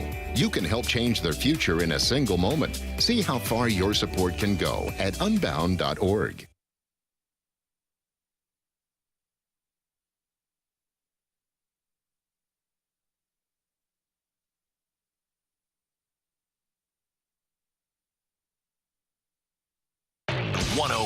ESPN Sports Center. I'm Andrew Marsh. It's time for a Sports Center update brought to you by Saliga Heating and Cooling. The Blues take on the Florida Panthers tonight, and you can listen to that one right here on 101 ESPN. Pregame starts at 6. Puck drop is at 7. You'll see Matthew Tkachuk playing for the Florida Panthers, and we're going to discuss, could one dynamic player change the fortunes of an organization? We saw that happen with the Florida Panthers. We're going to discuss that next right here in the Fast Lane. I'm Andrew Marsh, and the Sports Center update is brought to you by Saliga Heating and Cooling, an independent American Standard heating and air conditioning dealer.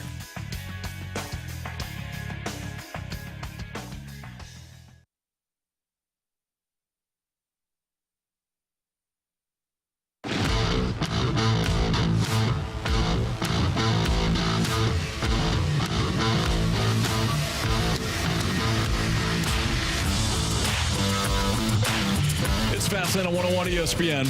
Could one dynamic player change the fortunes of an organization? Kerry Davis, Jamie Rivers, Andrew Marsh, Anthony Stalter. I mean, if it's a quarterback, the conversation's over with. Yes, of course.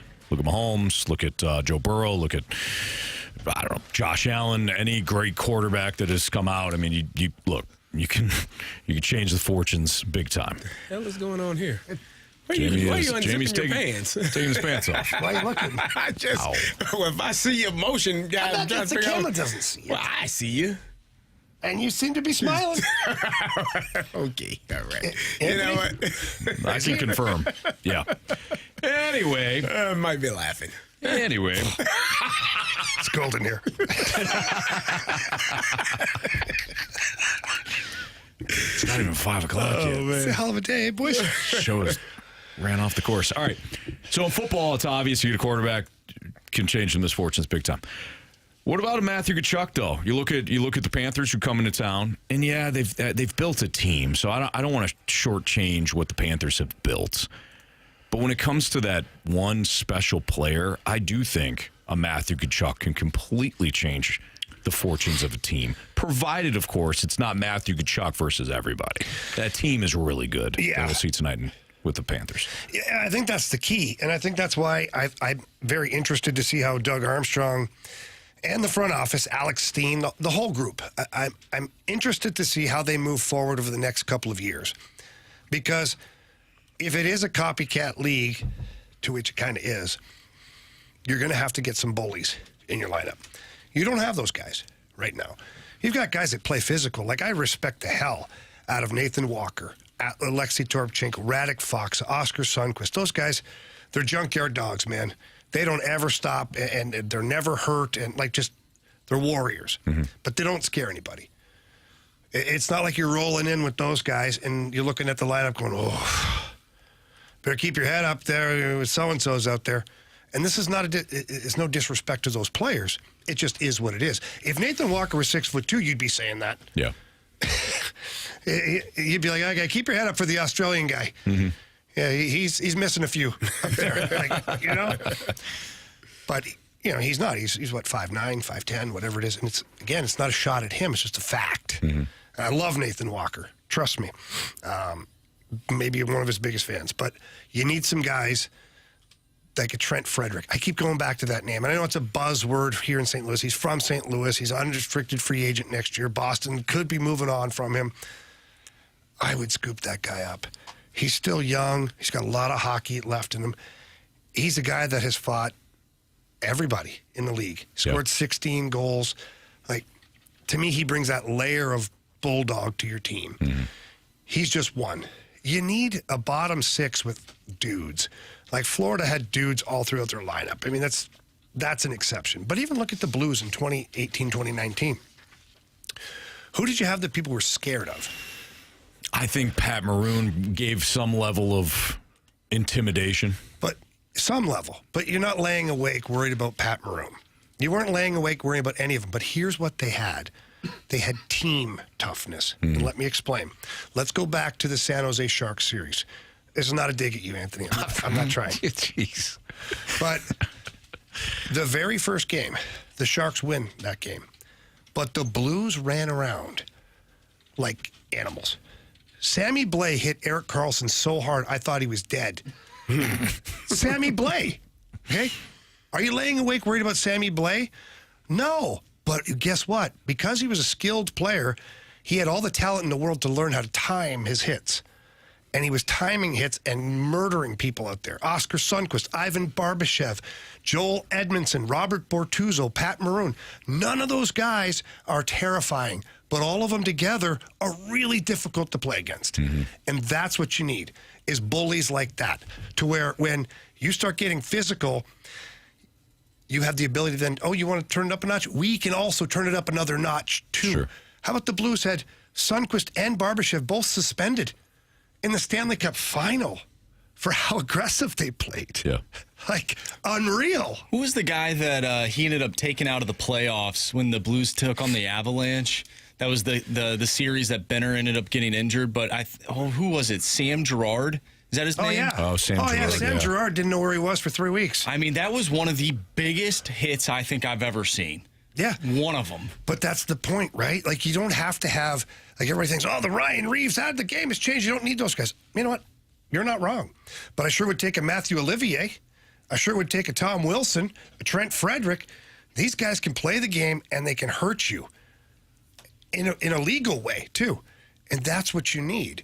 So, yes, the superstars are fantastic, and I think that they're, out of the group of players that the Blues have coming up through the system, you're going to hit on a couple of those guys. They're going to be difference makers, for sure. But now, to elevate your team to the next level, you need the Bulldogs. Your bottom two defensemen, your bottom six forwards, they all have to be Bulldogs. Not tough guys, fighters, all that. They've got to be like the group in 2018, 2019, that to a man, they're not afraid to play physical, and they're out there not to just make contact. They're hitting to hurt. Mm-hmm. And I know that sounds terrible. No, it sounds awesome. But when I was a kid, I was taught, don't hit a guy into the boards. Yeah. Try to hit a guy 6 inches through the boards. Through the boards. You don't go to contact, you go through. That's right. That's what you need if you're going to. If this retool is going to go to that final step, that last one where we can actually be a difference maker now. That's what you're going to have to add. So which one is more important, that style of player or like a future Hall of Fame type of player? Well, the to a team. So I'll make it easy. It's way easier to put together that style of team than to find a generational talent. So bottom line. So it's easy. So your thought process would be find more guys that are bulldogs, that are aggressive, that want to win, that don't mind playing the physical style, going through you, not just getting there and stopping, but actually, hey, I skated all the way over here. Why not? I'm gonna hit you. I might as well. I didn't skate over here for nothing. Imagine if you do that and you surround those bulldogs with Dvorsky, Snuggerud, Holloway, Bolduc, Neighbors, Thomas, Kyrou. Look at that. All of a sudden, that's a winning lineup. Right. And that's where my head goes with it. Sure. All right, that's Jamie Rivers, Kerry Davis, Andrew Marsh, Anthony Stalter. Jamie's keys to the game tonight for the Blues as they take on the Panthers. We'll light the lamp, and we've got Bet the Board next on 101 ESPN.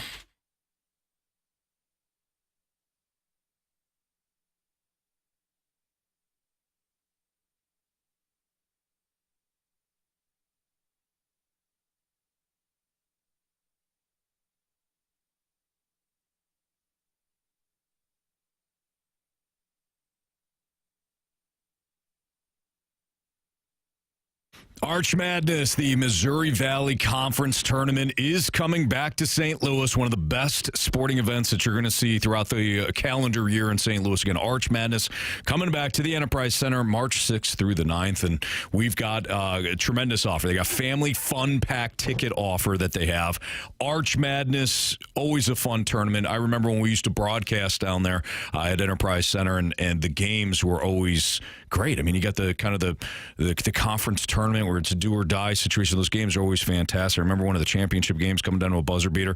The games are usually great. The tournament is always fantastic. But you got different sessions going on through March 6th, or I should say March 6th through the 9th. But this family fun pack that they're offering, the 4 single session tickets, 4 large sodas, 4 regular popcorns, all for $104. Family fun pack, $104. Again, 4 single session tickets, 4 large sodas, 4 regular popcorns. You can't beat it if you want to bring the family down and enjoy Arch Madness March 6th through the 9th. You can get those tickets right downtown in St. Louis. Again, family fun pack, $104 for the Arch Madness tournament coming in March.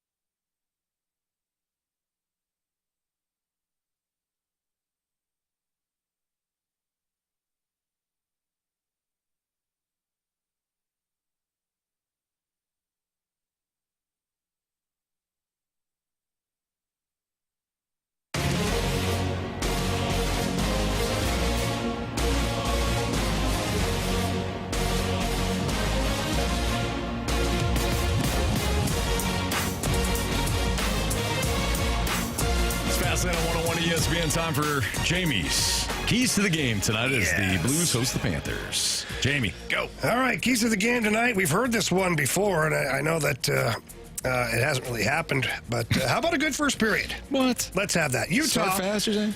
Had a good first period against Utah in Utah. Tough first period, certainly in Colorado. Tough first period last night. Outshot 13-3. Boys, do whatever you have to do to be ready to go. The Florida's no joke. It's just like any other teams that you've had here recently, the big dogs. You have a bad first period, the game could be over. Really could be. They were very fortunate the other night that Jordan Binnington was able to play as well as he played. That kept him in the game.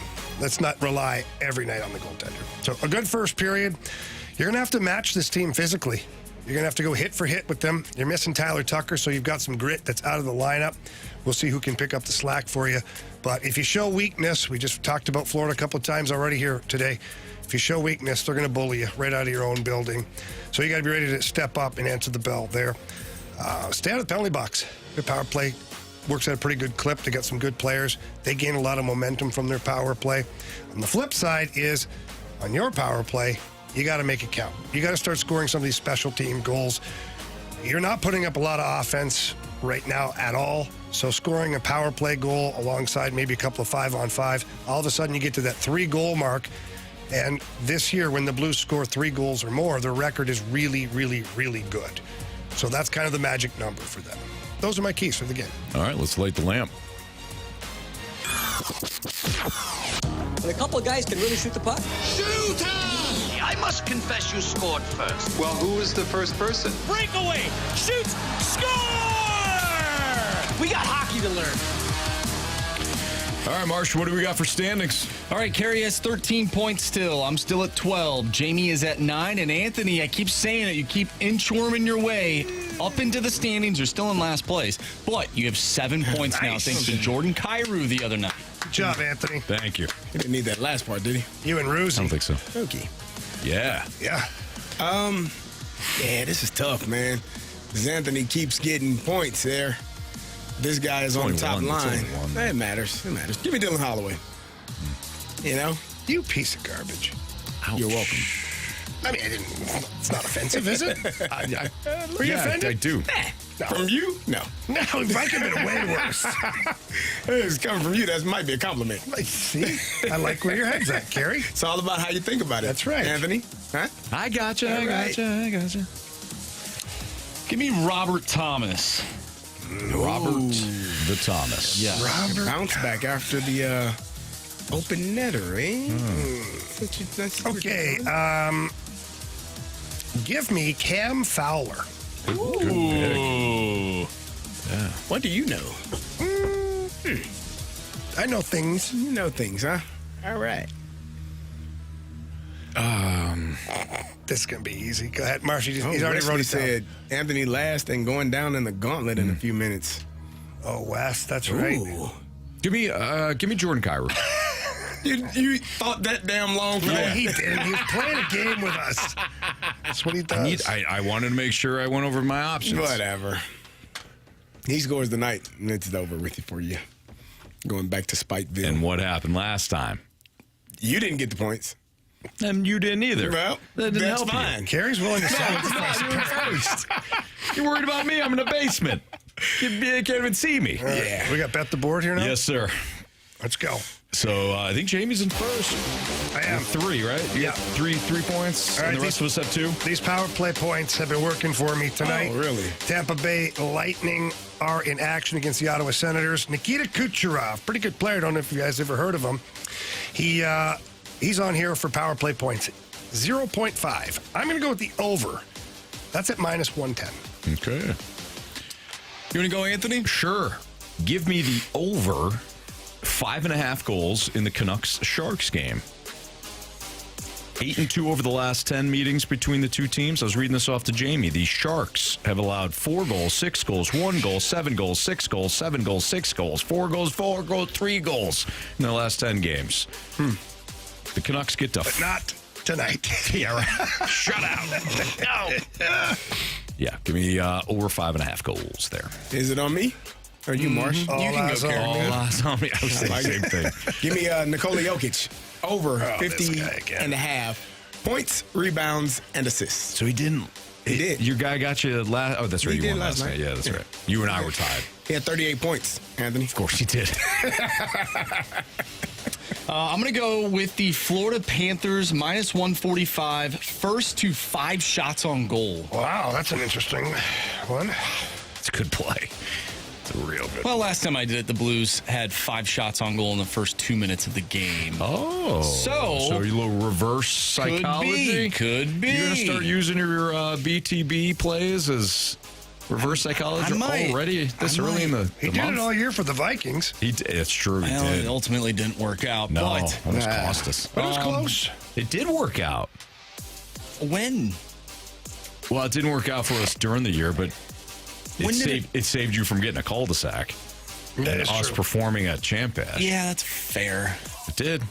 Did we not perform at Champ Bash? Yeah, though? I feel we totally did. Yeah, that was more of a punishment for I us. feel than them. like we Oh, really? did actually. For most of us, it was a punishment. Not for you.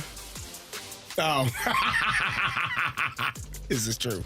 Yeah. Not for all of us. We're just going to leave it out there. Yeah. You know. All right. Jamie, we'll see you tomorrow. Yeah, maybe. No, we'll see you tomorrow. I'll be Okay, you got 1 day left before you go on vacay. All right?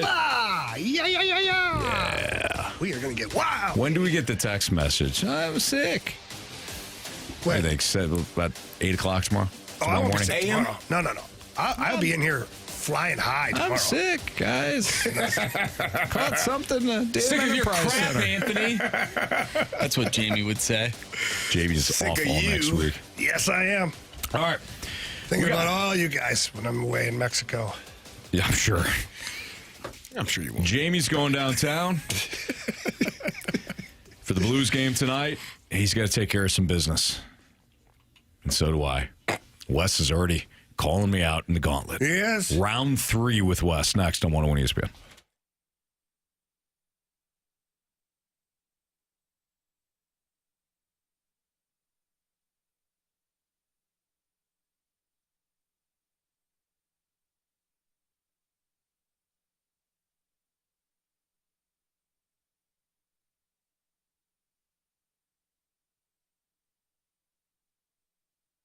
Hey, it's Carey, and if you're in need of recycling, then you need to know about my good friends over at Scrap Mart Metals. If you have a business that needs recycling, they can help you. They are tailor-made for your business to meet your schedule and your budget.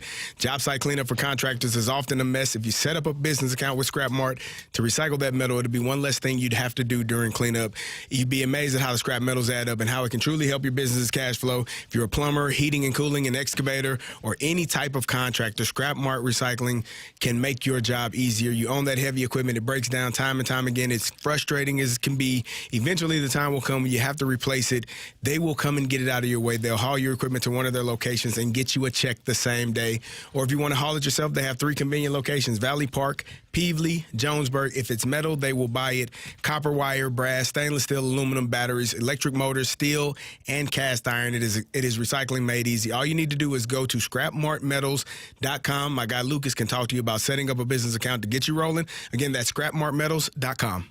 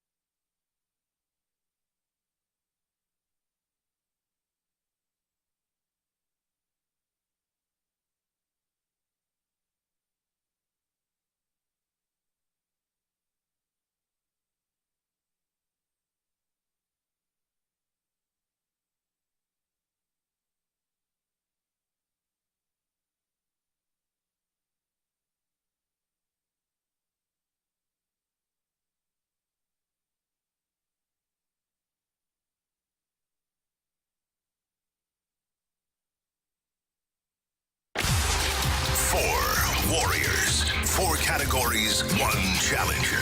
Can you survive the gauntlet? Brought to you by Blue Note Roofing. Roofing, siding, and gutters. Visit BlueNoteRoofingSTL.com for a free inspection. 403, your time check is brought to you by Clarkson Jewelers, an officially licensed Rolex jeweler, with Kerry Davis and Andrew Marsh. I'm Anthony Stalter, and for a third consecutive day, we welcome back Wes into the Gauntlet. What's up, Wes? Oh, ready to be the bad guy again, Mr. Hating Illini Stalter. I had to. I had to. Are you an Illini grad or a fan? I graduated from the Springfield campus, kind of like Carey. I was going to go to a different school, Valpo, actually, in my case, but Valpo. there was a death in the family, so I had to stay close to home. So. Well, I'm sorry to hear about that, but it sounds like it all worked out well. Yeah. I went to Illinois as well. Yeah, you didn't. I did. You went to the campus. I went there. Watch a game. It was a New Year. It was a New Year's weekend that I attended. Did you go to Cam's? I don't know where I was.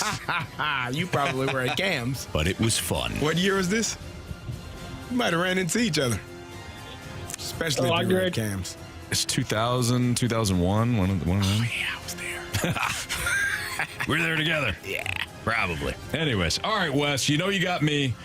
Good luck to you, pal. Yep. You've been a menace to society here, so I'm going to go get focused. Go pack your lunch. Go pack your lunch, shorts. Still talking trash. Good luck, bud. All right, Wes. Anthony is heading out of the studio. Tell Marshy to spin that wheel. Spin that wheel, Marshy. Now, I won't even waste time asking you what category you want because you're not going to tell me because you've kind of got this thing down to a science. So I'll just tell you what you got. Well, actually, tell me. Right. It's there. What don't you want against Anthony? No football against Anthony. Well, I hate to be the bearer of bad news. It is actually football. All right. Well, let's see. When the Rams left, I kind of left a little myself. So we'll see. All right. Well, this isn't going to help the guy that's been chirping me, saying that we cheat. Every time it's Anthony or Carey, it's always football. Yeah, and I had hockey. Wes, you beat me in hockey yesterday. Am I correct? Yeah. Yep. I didn't score a point. Marsh, can I? Marsh is getting us the launch codes, and we are gonna do this. You know the rules. If you get it correct without any options, you get 2 points. If you get it correct with the options, you get 1 point. And if you get it incorrect, you get 0 points.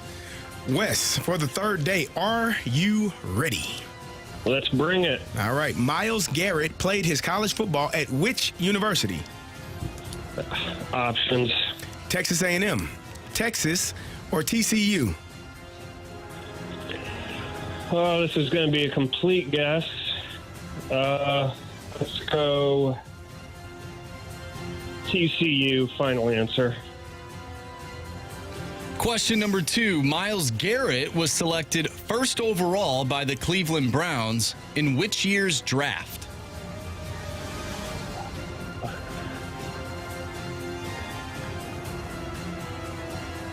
This was recent. Right? You're right. Oh, darn.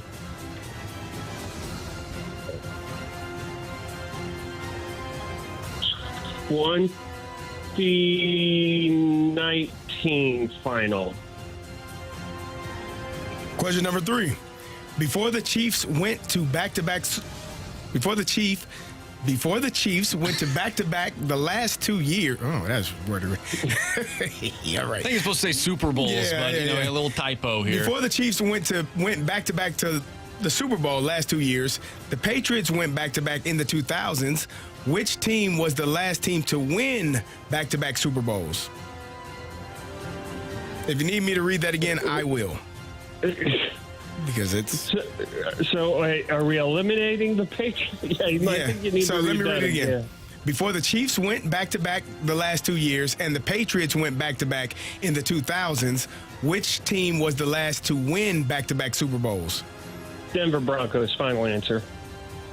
Question number 4. Which team recently hired Chip Kelly as their new offensive coordinator?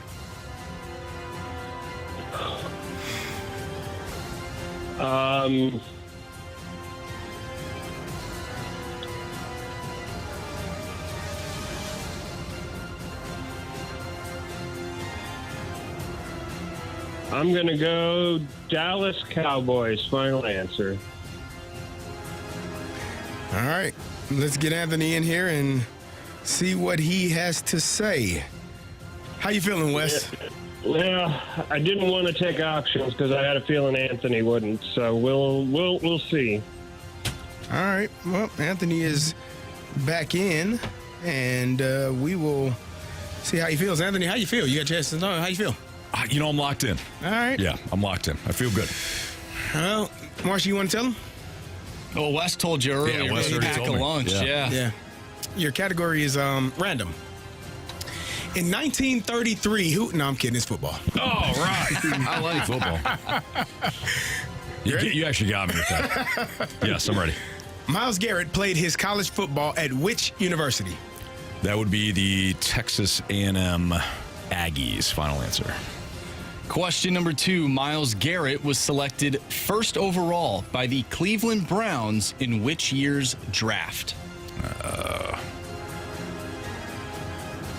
Oh, man. Myles Garrett. So last year, how far back was Myles Garrett? I want to say like 4. Was he the COVID year? Or was he the year before the COVID year? I mean, you're going to give me 2019, 2020, 21, 22. This is his 3rd year in the league. So 24 draft, 23, 22. I'm going to go 21. 2021. Final answer.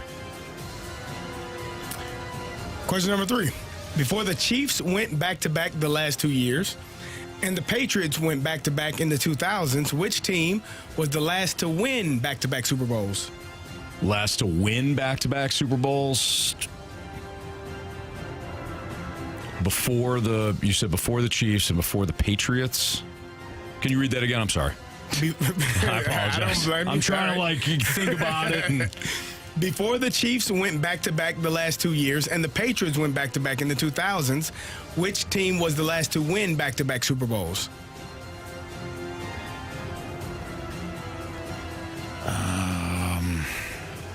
Do we have to go all the way back to the... No, wait a second here. I think it was the Broncos, because the Broncos beat the Packers and then cheated and beat the Falcons. And that was in 97-98. Rams won the following year, then the Ravens, then unfortunately the Patriots, then the Bucks, and yeah, I'm pretty sure it was the Broncos. 97-98. Broncos, final answer. Question number 4. Which team recently hired Chip Kelly as their new offensive coordinator? The Las Vegas Raiders. Final answer. All righty. Let's start there. Which team recently hired Chip Kelly as their new offensive coordinator? Wes, without the options, you said Cowboys. Anthony, without the options, you said Raiders. Correct answer is? It is the Las Vegas Raiders. Let's go to question number 2. Myles Garrett was selected first overall by the Cleveland Browns in which year's draft? Wes, without the options, you said 2019. Anthony, without the options, you said 2021, which would make him 4 years in the league. He's been a 6-time Pro Bowler. Okay.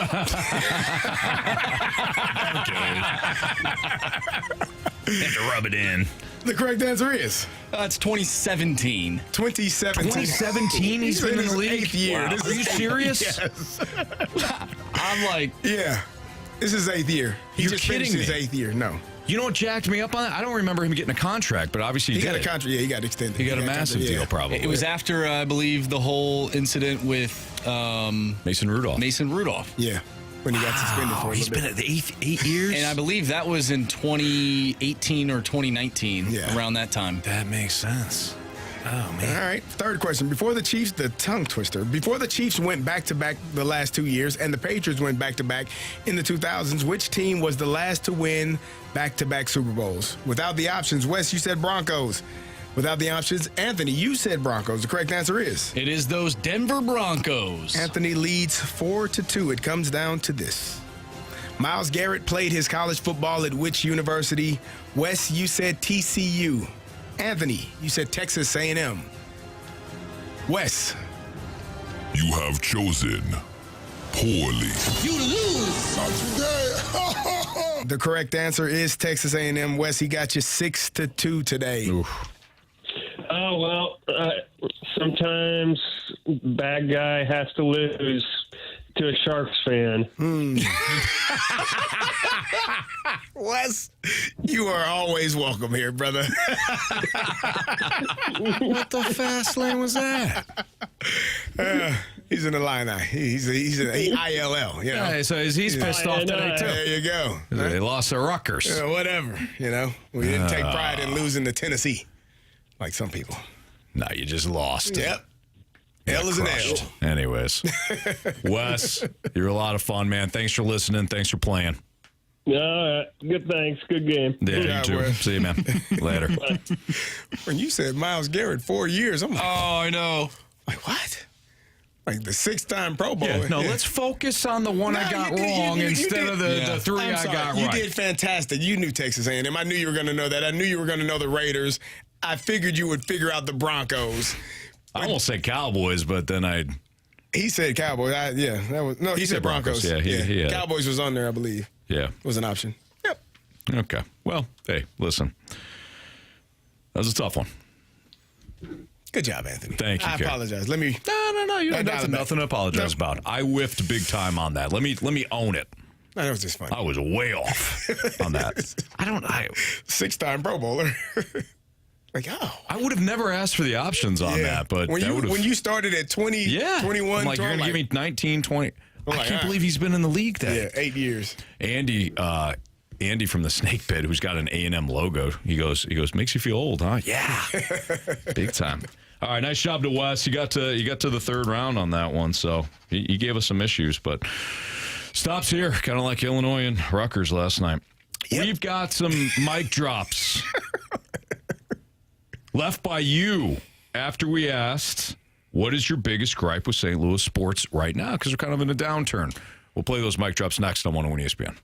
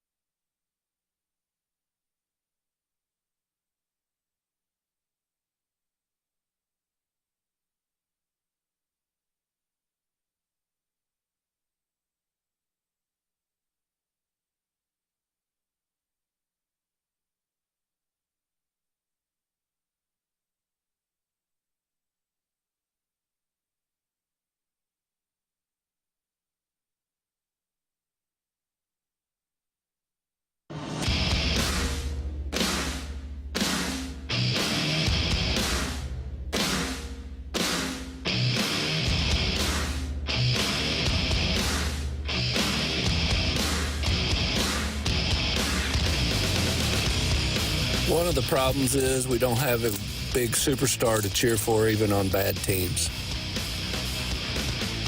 Welcome back to the Fast Lane. I'm Kerry Davis, joined by Anthony Stalter and Andrew Marsh, and that was Mike with his mic drop about the frustration that has been boiling over for Cardinals and Blues fans and St. Louis fans in general. And they just don't have superstars, is what he said. That's pretty to the point. I can see that being a frustration. It's not easy. It's not. I mean, I'm not excusing the organization. At some point, you do have to find those guys or acquire them. But you know, easier in baseball or hockey because free agency. We talked about that. No salary cap in baseball. You can go pay a superstar. Yeah. If he chooses to come, I mean, we know that that's part of the criteria. In order to be a St. Louis Cardinal, you gotta want to be here. Well, I think it takes less talent and less skill to be in a Major League Baseball front office if you work for owners with deep pockets. Okay. Is that too harsh? That's what they said. When you started out, it felt a little bit on the deep end. Sure. Like it was like you were going after some people. No. Not specifically, but generally speaking. Like when you say less talent or... like it takes no talent to just sign somebody when your owners... Now I think you know what I mean? I think that's harsh.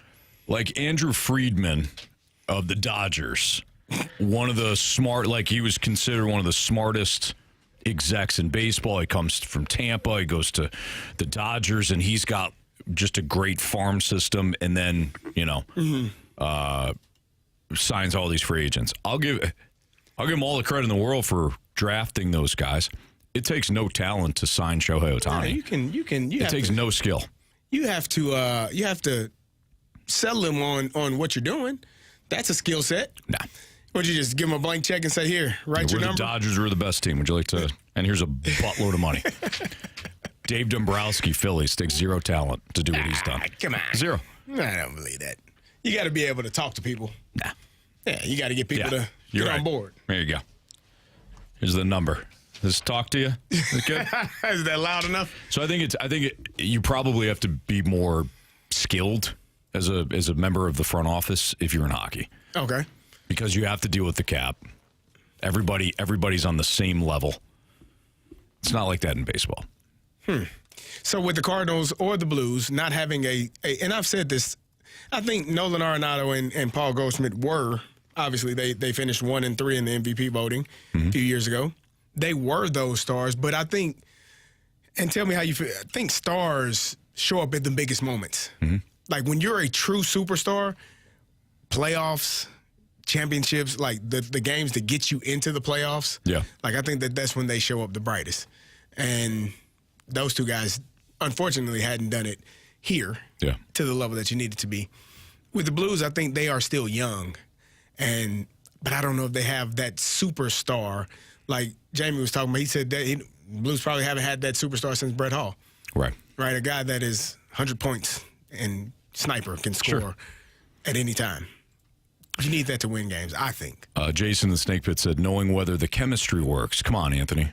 There you go. In cap sports, absolutely. Jason, I completely agree with you in cap sports. You can't just get a bunch of guys. The Mets did it. It takes zero. What I'm saying is to acquire those players and just take the top players in free agency. I'm sorry, I'm not going to give you credit for that. In fairness to the Dodgers, to my Dodgers, they won a championship. Yeah. So it's not just, I'm going to sign you to $100 million, you to $500 million, you to $300 million, defer this money, and you're all going to, you still have to make sure that they work and mesh well. Or are you saying you got $300 million, figure it the fast lane out? I don't have to worry about the financials in that. All I have to do is go out and get Shohei Ohtani and Freddie Freeman. But they still have to be on one accord, do they not?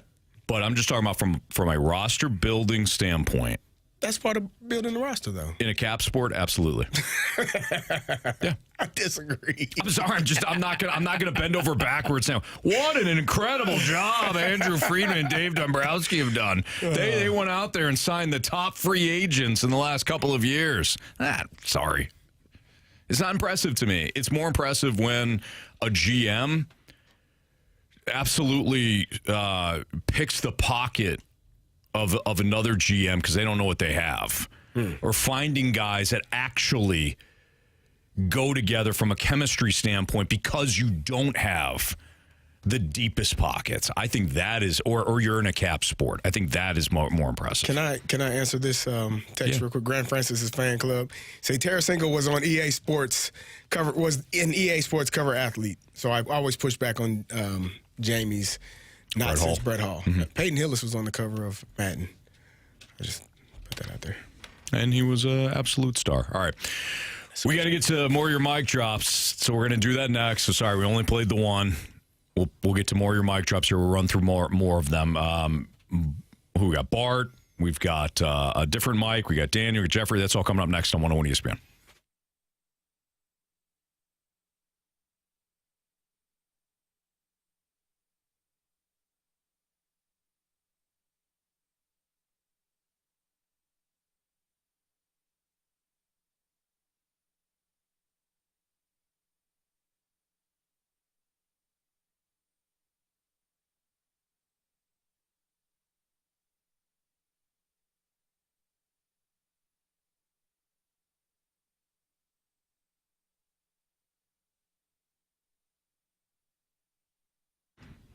Hey, Missouri sports fans, got great news for you. Underdog Fantasy is available to play in your state. It's the best app for the upcoming big game between the Chiefs and the Eagles. You got NBA, NHL games. You can combine them all, and you could do your picks right there at Underdog Fantasy. All you have to do is choose higher or lower on the stats of certain players.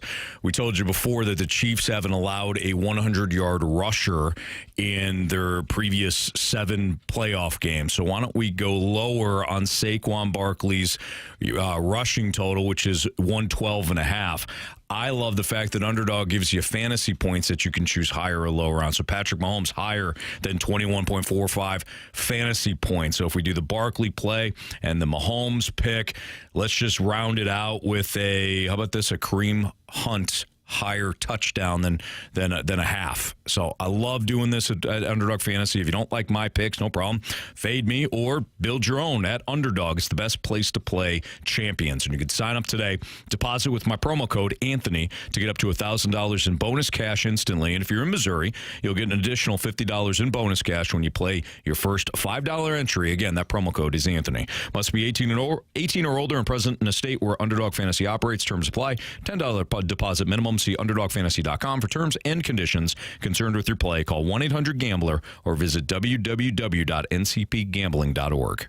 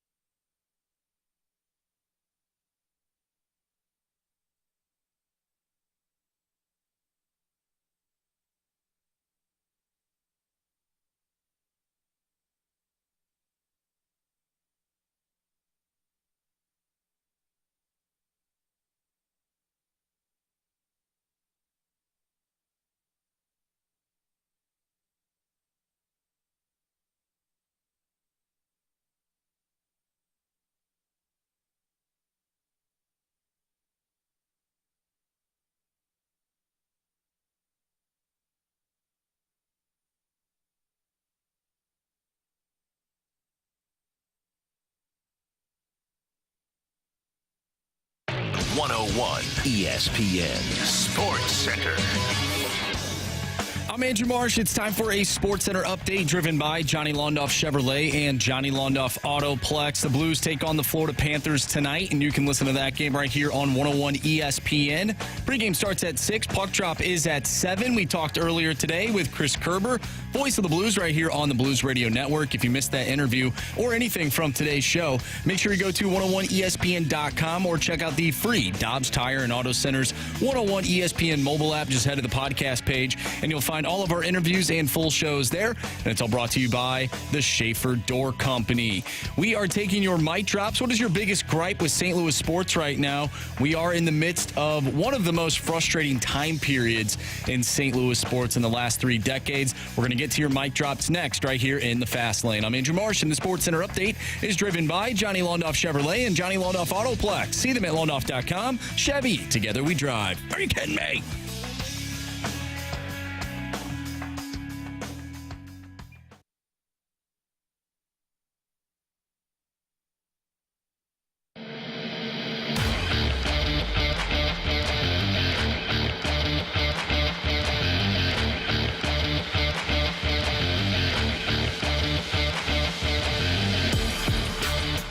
All I can say is thank God the Blues won back in 2019, or else this would be just terrible. All right, so that was Jeff. Yeah, so we asked for your mic drops, the Scott Lee Heating Company mic drops via the Dobbs Tire and Auto Center's 101 ESPN mobile app, about your biggest gripe with St. Louis sports right now. I mean, it's a frustrating time. Blues have made the playoffs in several years. The Cardinals are in a downturn here. Doesn't mean they can't win the division. Doesn't mean the Blues can't get on some miraculous run and make the playoffs. But look, let's just be real about it. Let's be honest. It's not a great time in St. Louis sports right now, save for Mizzou basketball. They had a really competitive game last night in Tennessee. Yeah, how'd they do? They lost by 4. Okay. Challenging game, hard-fought game. They lost by 4. Yeah, good game. Better overall performance than the Illini. I agree. I'll save the fighting part. Yeah, you can save that. They didn't have much fight last night. No, they didn't. Missed a lot of shots. Mm-hmm. Didn't perform well. You don't get rewarded. You don't even talk about teams that lose. You don't even talk about them. Sure. Right? You lose by 10. You lose by 10. You lose by 2. What difference does it make? Yeah. You're a loser. You lose by 4. Yeah. You lost. Right. Yeah. It's an L. All right. That's Kerry Davis and Anthony Stalter. Let's get to Bart next on his St. Louis gripe. I think the frustrating thing for a lot of St. Louis fans is this term retooling. The Blues ain't close. They should go on a full rebuild. I think Thomas and Carey are what they are. I think with the Cardinals, I don't think we know what they're doing. I don't think they know what they're doing. They say retool, rebuild, but they keep these veteran players. I'd rather see the young guys play. So, yeah, the last 3 decades, yeah, this is pretty bad. You ain't got nothing to look forward to. Go Battlehawks, I guess. Well, yeah, absolutely. Go Battlehawks. Yeah, go Battlehawks. Battle Dome. They show up and show out for their team. Absolutely. It is frustrating though. Like I think you become spoiled when you have those generational type players. When you have an Albert Pujols. When you get to see the greatness of a Brett Hall. When you get to see Yadier Molina and being one of the greatest catchers to play the game, it almost becomes something that you expect. Yeah. Right? You expect that to be the legacy of your organization, of your team year after year. And it is difficult. It is hard to find those generational type players, but some teams it feels like they have them more than other teams. Right? You feel like a team like the Cleveland Browns doesn't have a Hall of Fame style player every year, offensively for sure. Right. They got one on defense and he just said, I'm leaving. I don't want to be here anymore. And then you get teams like, the Yankees that find, they got Juan Soto and Aaron Judge. Like, both of these guys are generational type players. So the Cardinals are in that mode of you're supposed to have that next guy. You're always waiting, coming up, on the come up. And that's part of that comes from the players that are here currently, the superstar players that are here, helping those younger players, kind of getting them to that point. But I feel like with the Cardinals and with the Blues, you've kind of missed out on that over the last few years. And even though the Blues won a championship, was there that star player on that team, like Hall of Fame, future Hall of Fame, goal scorer, not defenseman, like the goal scorer, the guy that name shines in lights when you walk into the arena. Like those are the players that I think both teams have been missing over the last 5 to 10 years. Splashback Deuce from the Snake Pit says, frustrating thing for me is fans thinking they know more than they do and allowing zero mental capacity for human error or the fact that there is an opposing team impacting your team. I think on a game-by-game basis, Splashback Deuce nailed it. I mean, how many times, do we come on the airwaves here following a Cardinal game and it's a loss and, we're talking about it and we're breaking it down and we get text message about, hey, you're making excuses for them. Yeah. So I think Splashback Deuce nailed it again from a game-by-game standpoint. I think big picture-wise, I think fans have a temperature for what's going on, and they know that the product has steadily gotten worse for the Cardinals. And, the Blues have had kind of a window here where you think that because they won in 2019, you think that there's going to be a move or two that's going to turn things around quickly, and they're going to be a playoff contender again. So I think the Blues are it's less frustrating to watch them, but overall, if we're talking about St. Louis, and we're talking about the last couple of decades, this is kind of a soft spot right now. I think it's less frustrating for the Blues because you feel like they're trying.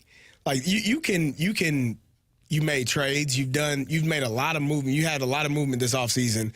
And not the movement like, all right, we got Lance Lynn and Kyle Gibson. We're good. Mm-hmm. Like, I think that is what and that's no knock against Kyle Gibson and Lance Lynn. I don't ever want to sound like I'm disparaging them because they are professional baseball players, have had great careers, but they weren't players that were going to move the needle to get you to become a playoff team. Yeah. They were guys that led the league in hits the year before, that led the league in home runs allowed the year before.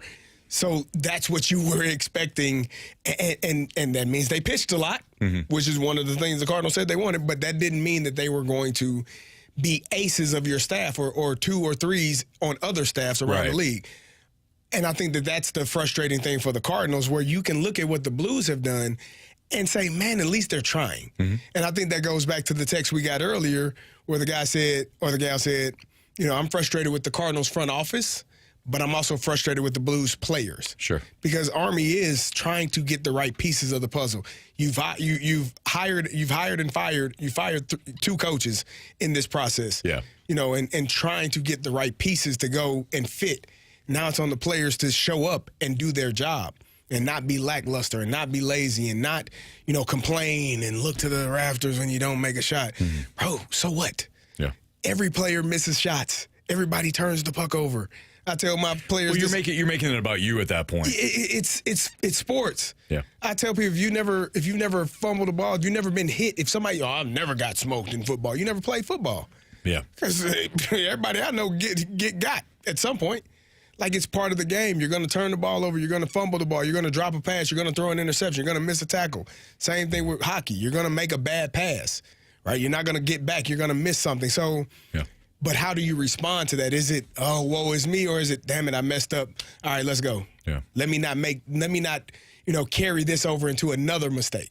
Compound this mistake by making another one because I'm not doing my job. Definitely. And I think that's what the Blues have struggled with this year, like the compound mistakes. I made one mistake, and now that leads to something else, and now the puck is in the back of the net. Right. So. Yeah, I don't appreciate you bringing up the fumble thing. Well, I wasn't talking about you. Because you know what happened to DeKalb the one year? But, Northern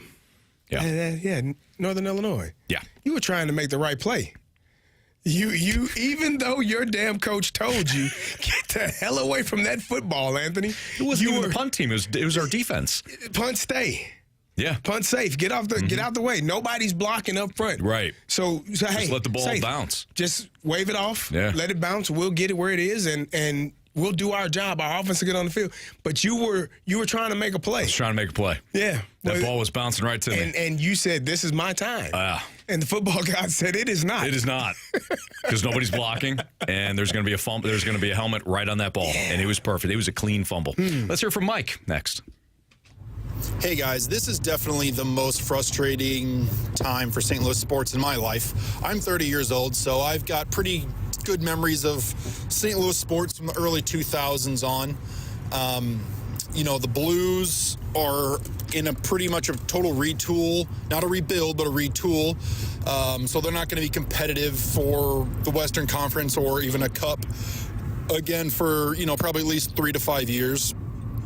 The Cardinals, God, who knows? There's no hope. There's no end in sight for when the hell this is going to get better, at least back to what we're accustomed to seeing, where we're competing for the division every year and, have a crack at the NLCS. And I think that's part of the biggest gripe is that, neither franchise looks like they are close to a point where we're going to be competing for a championship or any real impactful seasons. I don't think there's any major star power with either franchise. You can make the argument for Bennington and Thomas, I guess, on the Blues. But, we don't have guys that strike fear into the hearts of the other teams. So it's really hard to get excited and be tuning in every night when, we're just mediocre at best. It's just really kind of frustrating. Yeah, I could see that, Mike. I think that's a really measured call, and it kind of goes into some of the other mic drops that we've gotten today about there being kind of this lack of hope. And I do think there's a bit of a handcuffed feeling right now with the Blues and the Cardinals. For Cardinals, a little bit more easier because they're being honest about their. I mean, they're not being honest, but the spending aspect. You know that they're not going to spend. They could, but they're trying to refocus the organization. Okay, so there's that. But for the Blues, the handcuff comes in. I mean, you've got some long contracts going on with players that have underperformed this season. I mean, Pavel Buchnevich, his contract, I don't think kicks in until next year, right? Mm-hmm. This is the last year of his former. We got six more years, and this is already a player that is having a down year. Maybe that's all it is. Maybe it's just a down year, but. If it's not, you're talking about 6 more years, you're handcuffed. So I can understand where Mike's coming from when he says there's not a ton of hope on the horizon. It's not like there's this groundswell of young players that are currently on the roster for either team that man, these once it clicks, a little bit more experience, we're going to be good here. We're going to be good. There's a star here. Right. I think that's a little bit better on the Cardinals side when you're talking about Mason Wynn. But other than that, yeah, these two teams are kind of stuck in mediocre. Who do you give more of a pass to? I don't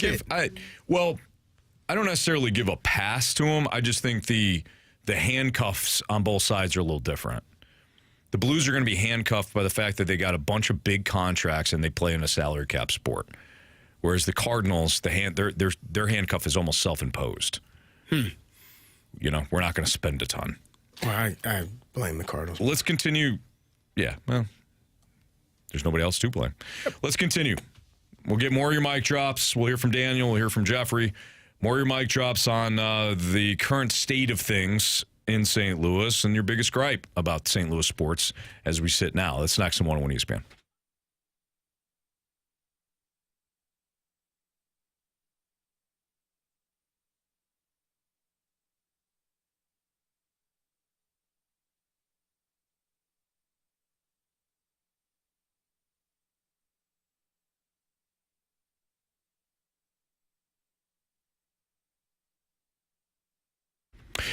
Love at First Drive sales event. That's going on right now at Auto Centers Nissan Herculaneum. 2025 Nissan models down in Herculaneum come with their free lifetime warranty and 3 free oil changes. Plus, you're going to get that peace of mind coverage with their 30-day return promise within 30 days. If you're not completely in love with the vehicle and the sales experience, bring it back. Auto Centers Nissan Herculaneum, they'll refund your money and get you something else. But when it comes to this Love at First Drive sales event throughout the month of February, new Nissans are discounted up to $10,000 off.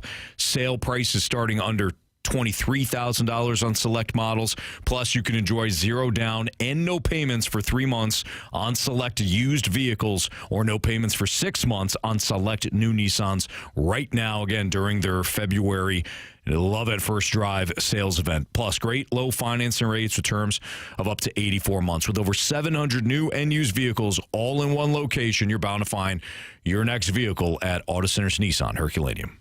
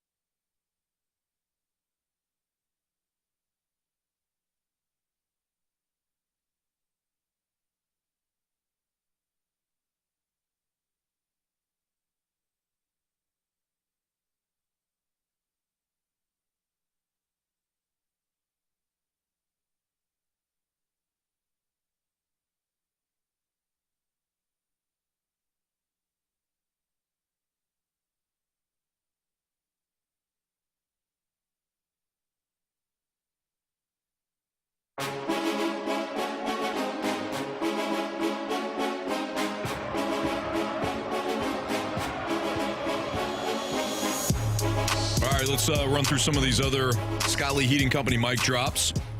What is your biggest gripe right now with St. Louis sports? Let's hear from Daniel. So the thing for me is there's a combination of frustration and just apathy where, to Jamie's point about messaging, the Blues have certainly done a much better job of that over the last few years in terms of what we can expect from the team. Even last year it was like, hey, this is, we're expecting to be competitive, but we're not expecting to be competing for first place in the conference. And that, we can watch games and be excited about things, but knowing that this team has a certain ceiling, it helps to temper those expectations. And with the Cardinals, there was so much there was just arrogance coming from the front office. I think Mo turned off so many people, including myself. Even got my mother on the wrong side of the fence in terms of wanting to see something new. But it's that apathy of, well, this team sucks and ownership doesn't seem to understand what the issue is, even though it looks glaring and obvious to us, and it is. And so, the Cardinals are seasons late in addressing things. The Blues, they're doing their best, but it is incredibly frustrating with messaging, but also just front office decisions.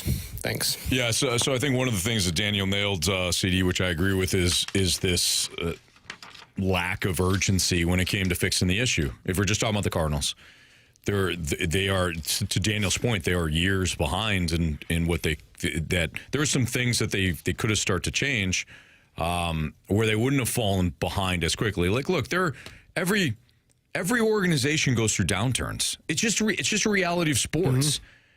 The Patriots are in a downturn after all their success. The Chiefs, when Patrick Mahomes retires in 15 years, the Chiefs are going to go through a downturn, But I think with the Cardinals, there was almost this ego, pride, arrogance where, you know what, the rest of the league will never catch up to us. And not only did they catch up to you, they completely surpassed you.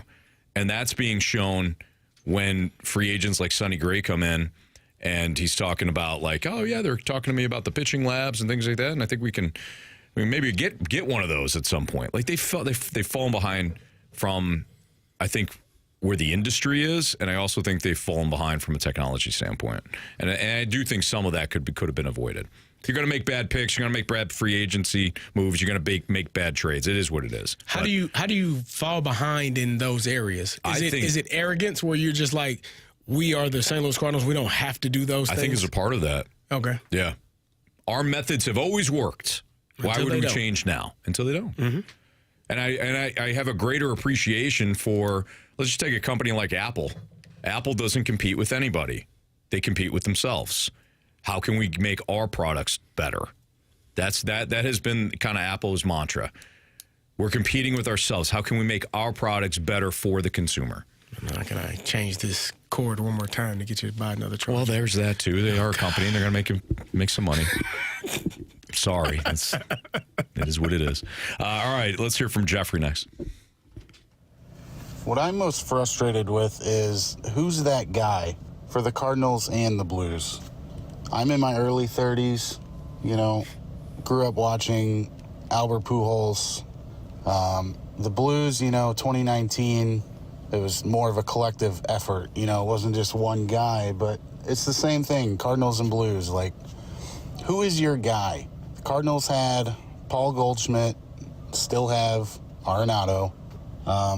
And neither one, they've had okay seasons. It's just neither one is really, taken off. Now, Goldie did have the MVP year. I believe that was the season we also had Albert Pujols. I feel like we really came up short that season.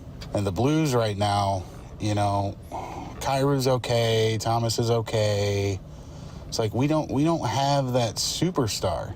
And the Cardinals right now, I don't think we have that superstar either. Whether it be Jordan Walker in the next 5 years or somebody else, I don't see it happening. We may have to trade for somebody, give up a lot to get the superstar. Yeah, you don't have a superstar. No. We've said that, though. Yeah. Like, you need. But Jeffrey's right. I mean, that is so important. I said it yesterday. The teams that win championships generally have their top players, their superstars, whether that's a league-wide superstar or that team superstar. You got your guys in the middle that, can on any night can be the team's leading scorer or the team's best player, depending on what sport you're playing. Mm-hmm. And then you got your guys that are grunts that show up, do all the dirty work, all the things that the other guys are unable to do or unwilling to do. And you got a guy or two that you think might go to jail. Like, you got a couple of those. Right. A couple crazy people. Like, you're like, did he do that? He might have. Did he punch somebody in the face today? Yeah, he thought about it. Did he do it? Not today, but maybe tomorrow. Like, you get a couple of those guys as well. And those are the teams that win championships. And I think the Blues and the Cardinals do lack that. Now, the Cardinals have drafted players that, I guess, project to be or could be that, but you got to let them play. Yeah. And that's the thing about Nolan Gorman. People get mad about. You know me. My favorite hitter is Tony Gwynn. Like, I hate strikeouts. I don't need to see you hit the ball over the fence 45 times. Like, it's cool. Not if you're going to strike out 170 times. What if it is to win a home run derby at Carr Shield Field, no foul on Mo? Well, then that's cool. Okay. But I don't think we had any strikeouts. No. They didn't keep track of them. Not a one. Not one. But I would much rather see guys getting hits and getting on base. Nolan Gorman projects to be what? I don't know. We need to see him play. Is he a superstar? Who knows? I ain't seen enough of him. He strikes out a lot. Would like to see him clean that up. Mm-hmm. Is Jordan Walker a superstar? I don't know. He didn't play a lot last year. Got sent down. Told him to fix some things. Will he be better this year? Who knows? We heard that Lars Newbar might be a superstar. Haven't seen it. He ain't stayed healthy, man. Right. So we got more questions than answers for the Cardinals. And I think for the Blues as well. We don't know who the star is there or who the star is going to be. If he's even on the roster right now. Might not be. Yeah. Which is frustrating. Anthony? That is frustrating. So MD 2020 did mention that the Blues did not have a superstar in 2019. You're right. It's more difficult to win that way, but it can be done. But then people say Tarasenko was a star. And Bennington, is Bennington not the star? Do you have to be the goal scorer? I think we're thinking universal, within the league, universally accepted as a star. Well, that's the other thing that Grant Francis's fan club. I say Grant Francis Armstrong. Armstrong. Who's Grant Francis Armstrong? I don't know. Fan club. I don't know. Said that Tarasenko was top 5 in scoring 3 of those 5 years, I think. Something like that. All right. Well, there's your star. There you go. So go fast lane yourself. All right. Here's Vic next. Yes, I'm frustrated with the Cardinals. I mean, mainly ownership. Things were all good with Walt. When they had the business plan under Walt and everything, they had to be making money. The team was relatively winning, and I still don't know why they got rid of that business plan when they were successful with that business plan when they had Walt. And yeah, Anthony said it right. Some people identify as the Blues, being the heart of the city, but St. Louis was. But the identity of the whole city as a whole was the Cardinals. That's what put them on the map. But all the other frustrations really also lead down to the city leaders messing up on 2 NFL teams and past other deals. These sports teams are mirroring the city, meaning the city sucks, they suck. But it goes back.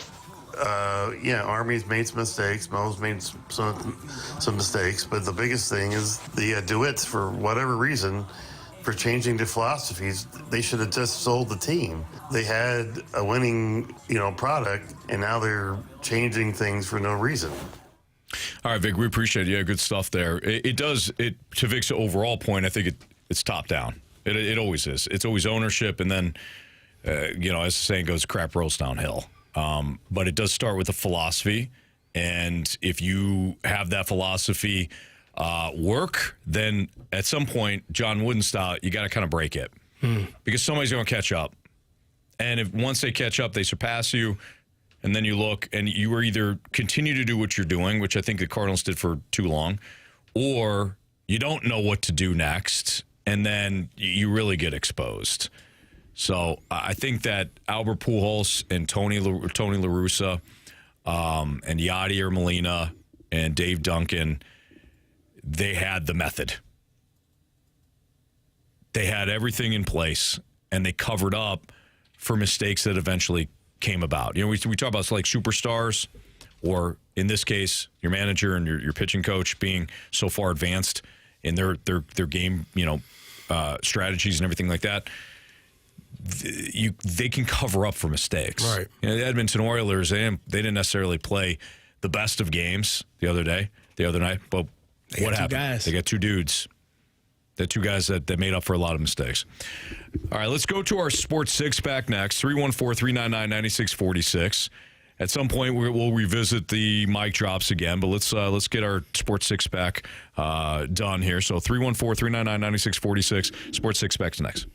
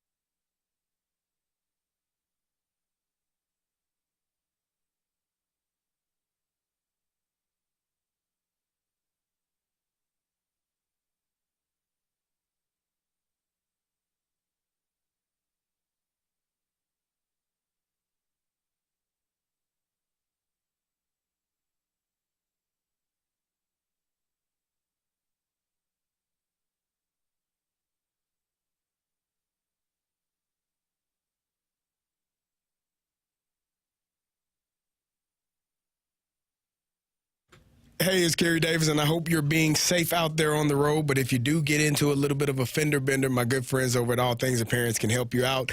They can cover all things auto-related, from small scratches to major body work, whether it's standard maintenance, dent repair, collision repair. They can do it all. Even if you had hail damage from the past, they can work with you there. If you need detailing or ceramic coating, they also can do that. The owner, Jeff, will work with you. He'll work with your insurance company, your warranty companies, to make sure you're getting the best price possible. Jeff wants you to get back on the road as soon as possible. He wants to treat his customers fairly and treat them right and not overcharge them for something that other places might overcharge you for. All you need to do is reach out to him at 636-248-5051 or online at allthingsappearance.com. Jeff will be the one that answers that number. That's his personal cell phone number. When you call him, you can call him at any time, day or night. Weekends, he's available. They will get back to you as soon as possible and get you in and get you out. Again, that's allthingsappearance.com. That's 636-248-5051. Ask for Jeff. He'll get you taken care of, and tell him Kerry Davis sent you.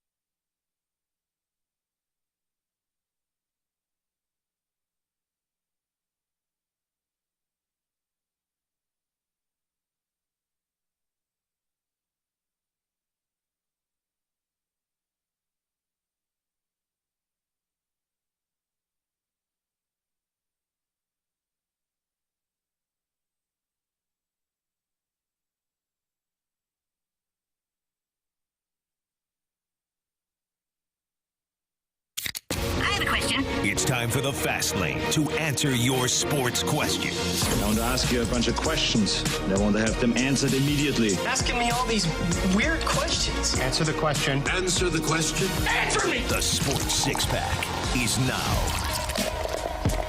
5:04, your time check is brought to you by Clarkson Jewelers, an officially licensed Rolex jeweler with Kerry Davis. I'm Anthony Stalter. Here's Andrew Marsh with your questions via the Air Comfort Service text line for the Sports Six-Pack.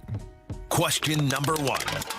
From the 636, what do you think that the Blues can do before the trade deadline to possibly make the wild card?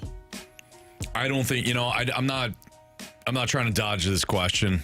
It really does come down to the guys that are currently on the roster that have underperformed, performing better. Answer the question, Anthony. Pavel Buchnevich. Okay, Cale Makar. No, I was gonna say Connor McDavid. I mean, it is the truth, because anybody, even if they were to add, and I don't know if they will, but even if they were to add, you're still talking about a team that still lacks a lot of that top end talent that other teams, postseason teams, have. And you're not getting the most out of guys like Pavel Buchnevich and Robert Thomas. Those two guys are not performing at their best.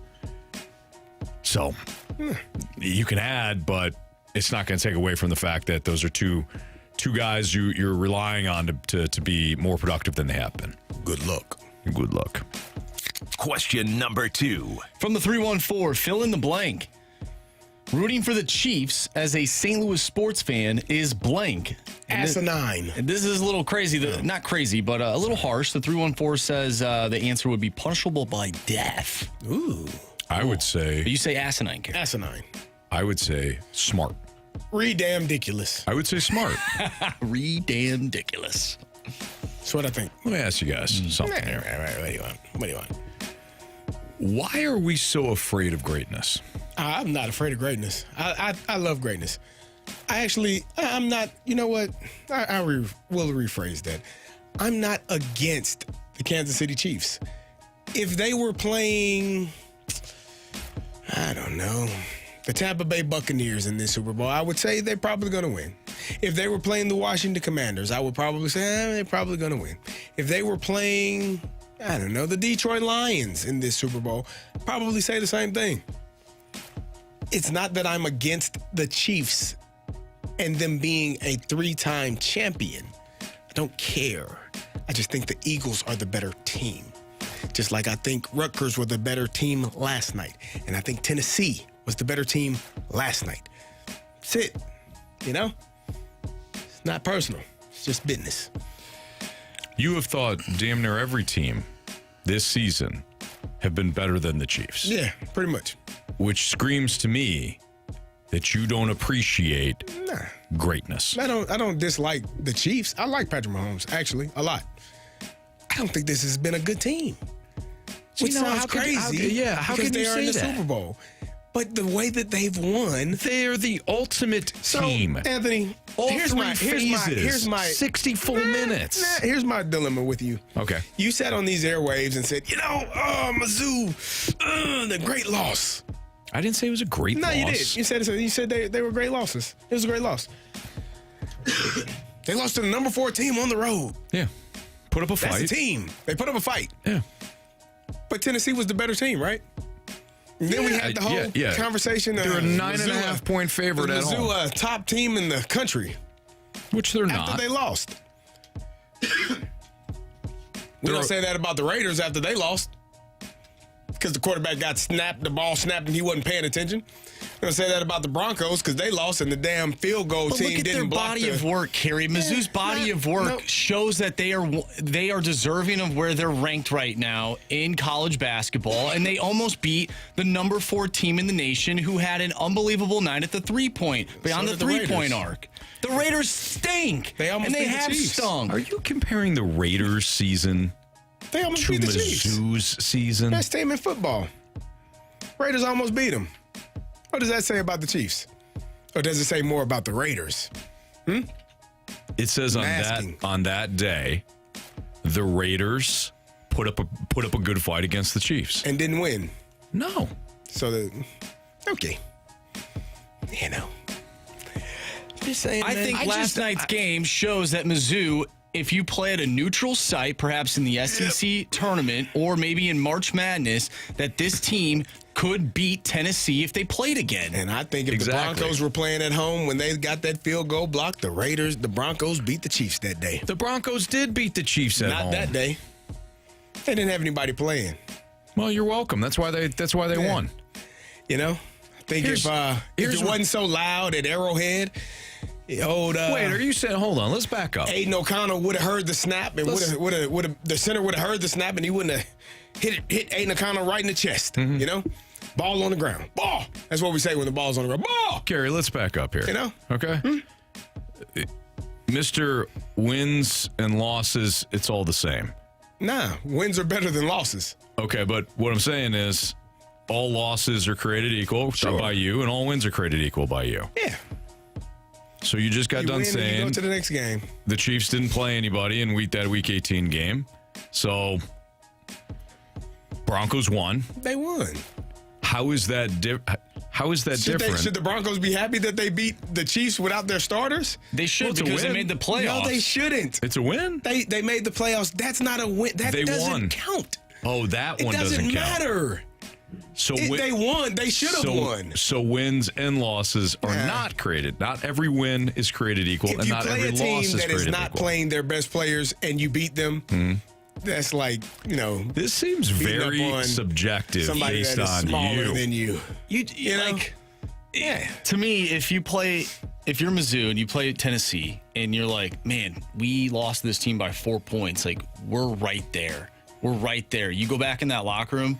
Yeah, it sucks that you lost because a loss is a loss. Mm-hmm. But guys, we can hang with these teams. Did you feel good about the Blues lost the other night? The Blues are not good, though, compared to Mizzou. But they were playing against two top players in the league and one of the best teams in the league, and they were up. No, that didn't change my mind because of the body of work. Because they lost. It's the body of work. They still lost. But it's the body of work, Carey. I'm looking at the seasons. If you want to compare the Blues to Mizzou, Mizzou is having a better season comparatively to what the Blues are. I'm just trying to give you a soft landing spot when the Mizzou Tigers lose in the second round. That's fine. I didn't go there. I don't care. I'm just saying. You did, though. I went there for 2 football games and bought a T-shirt. That's right. You're a Mizzou fan. But I'm watching the games and I'm just seeing what I'm seeing and saying what I see. And what I'm saying is if I go back in that locker room, I know that if we play this team again, we have a real shot at beating them because we were right there. They'll have a chance in the SEC tournament, won't they? Yeah. That's what I'm saying. And if they get smoked again, we can revisit this conversation. They didn't get smoked. If they get smoked the next time, or if they lose by 4 after being up by 11 and can't find a way to finish the damn game, then we can have this conversation again. Gary, I got to say, on a scale of 1 to 10, my spite right now for you is about a 55. It really is. I'm going to root my baguettes off for the Chiefs on Sunday. Good for you. Man, I hope the Eagles get dragged behind the woodshed. I got some notes for you on that. I can't wait. Tomorrow, you and I, 4 hours. Yeah. You and your Kelly Green, Midnight Green, goofy Eagles jersey. I had an Eagles jersey. And me. In my Red Kingdom. Give me a Randall Cunningham throwback jersey. I'd wear it tomorrow. Yeah, well, I'll wear my Joe Montana jersey. Go ahead, Marsh. Question number 3. All right, this one's interesting. The 573 has just been venting on the Air Comfort Service text line, and that's what we encourage people to do. We want you to be involved, and if you're frustrated and this is a day to get that out, let us know. But the 573 says, the Cardinals front office feels like an elitist group at a private country club. The Blues front office feels like a group of guys on bar stools at O.B. Clark's connecting with the people. All right, I'm done. Feel free to charge me for my venting therapy session, fellas. Do you guys agree with what he said? That's a great. I agree with that. Who was that? 573. 573 nailed it. That I can see it. If I can visualize the hypothetical that you just laid out, and I just did, that's perfect. It's perfect. Yeah, that is awesome. Walrus King actually nailed it too here. We know the only jersey Carey has is a Ravens jersey. I better be lucky the Steelers aren't in the Super Bowl. I'd be wearing Steelers jerseys all week long. A lot of Eagles fans. Droid FX are going for the Eagles, which makes sense. He's a Broncos fan. Jason is going for the Eagles, which makes sense. Which makes sense that he is a. What is Jason? Drinking? Jason a Vikings fan? A person? Well, I know he's a person. I know he's a human being. Anyways, I don't know. I'm 40. Well, Marsh. Anthony, I love the snake pit. I don't know everything about everyone. Marsh, you have a snake pit dedicated MLB The Show team. I do. I post a video every night. Yeah. Which you post videos every day. of. I got a YouTube page for all my games. An actual hat logo of the snake pit. I did. I just and ordered you don't know Jason's favorite football team? That's on me. Anthony. It's the Colts, by the way. It's the Colts. I knew that. Come on, man. He's not rooting for the Chiefs either. No. Yeah, we got Tanisha, Eagles, of There you course. go. Her 49ers, unfortunately, have lost not once but twice to the old Chiefs. You know? Private country club. Does nobody like the Eagles? I mean, come on. I'll be rooting for the Nobody Eagles. likes the You're going to be Eagles. rooting for the Eagles? I mean, no, does nobody hate the Eagles, is what I meant to say. There's a real reason for that, Anthony. It's because my girlfriend is an Eagles fan. Oh, that's right. I went against them in the NFC Championship game, and I just won't make that mistake again. Boy, I talked a lot of crap to her, But too, also, that night. you did. But you remember you were saying though, you're like, oh no, I love the Eagles. I hate the Eagles. no, hey, they're doing great. They're doing great. I hope they lose in the Super Bowl. You made me sound like Batman. Well, you are Batman. Not Batman. With the Chiefs, though, going back to that other question. Thank you, Chauncey. He hates the Eagles. Thank you. I think Zoosh. people Going for the Chiefs. And this is just how I feel. I find it weird to root for a team when you're not from like a certain place, to root for a team that's already winning. Now, there's some fans that might have just hopped on the Chiefs bandwagon immediately, but they're still playoff team. You had Alex Smith, like they were still going places. Yeah. And then Patrick Mahomes comes in. Let's just say it's the people that joined when Patrick Mahomes finally started doing stuff for the Chiefs. I find it weird that you just hop on that bandwagon. But hey, it is what it is. Me personally, I'd rather go to a fan base for a team that hasn't won anything. And it's very frustrating, but when it happens, like you have that sort of elation because you've been through X amount of years watching a team suffer, and then when it does happen, you're a part of that and it feels great. Much like the Blues. Like the Blues, we went so long without seeing the Stanley Cup. When it happened, though, it was like, this is one of the best days of my life. Yeah. I think that's why some people here, when the Rams left and they still wanted to watch football and have somebody to root for, jumped on the Lions bandwagon because they had never won. I mean, let's remember the Lions, this is the last couple of years where the Lions have been good. So they hopped on, a while ago now, and they ran with the Lions. I do think this is the worst Super Bowl outcome for people. Because it's a tough one. People don't like both teams. Yeah. And I don't even know if it's both teams. I think they don't like both fan bases. Like the Chiefs fans might be getting a little arrogant now, much like what we saw what Boston fans did when they were winning Super Bowls and World Series and NBA champions. It seemed like everything revolved around a Boston fan. And people don't like Eagles fans because they're just not great people. Most of them. Wow. Have you seen the stuff they do and say at the link? I agree. Yeah, like that's one of the reasons. I think it's fan bases rather than teams themselves. They used to have a jail under the other stadium. Yeah. At the vet. They had to. Yeah. Get a little rowdy. They booed Santa Claus in Philly. They don't threw care. batteries at them. The hell out of here. You doing your job or not? That's all that matters. Santa Claus was definitely doing his job. Was he? Why was he there? That's it. Say hello to all the good boys and girls. Yeah. That's right. They did throw, what was it? It was snowballs at Santa. Yeah. You can't get behind a fan base like that. Hey. No. That's the guy that brings toys for everybody. Yeah. Well, not everybody. Well, yeah. Not Eagle fans. Clearly not. Yeah. All right. It's Fastlane on 101 ESPN. That's Carey now. He falls into that camp. Okay. Marsh, you want to go back to the mic drops, kid? Oh, yeah. I mean, unless we're getting more questions in for our six-pack. We only got to 3 questions. Oh, well, let's finish our six-pack then. 3 more questions coming right in your face next on 101 ESPN.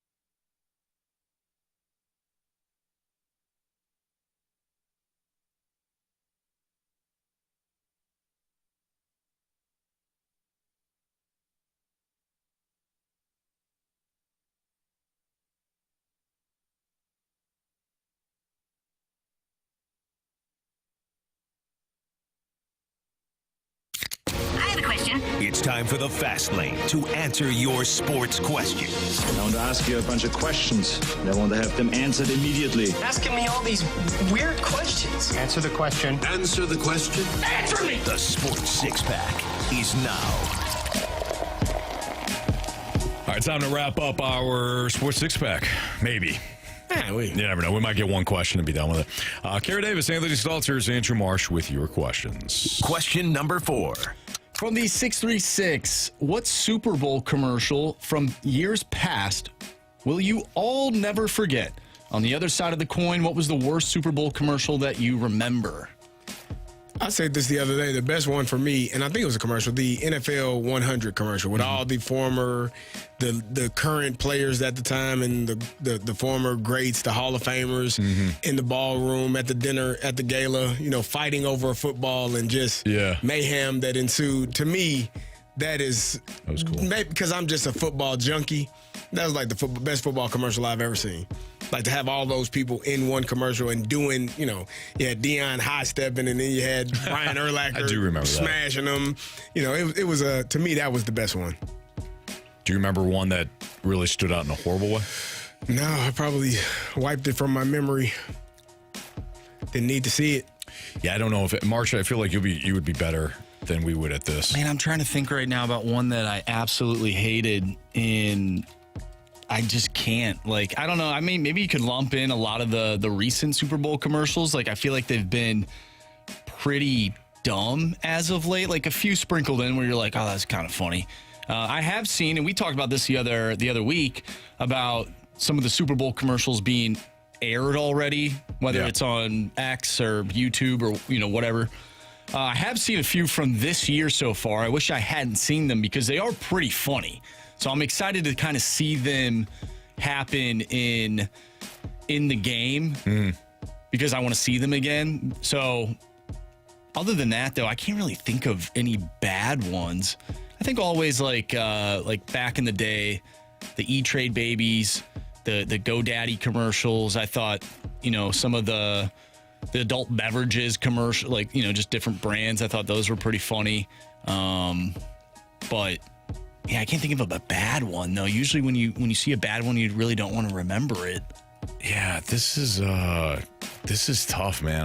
I can't think of ones that have really stood out. About the bad ones. I know that the Doritos commercials have typically been funny. I know that Budweiser has come out with some great ones over the years.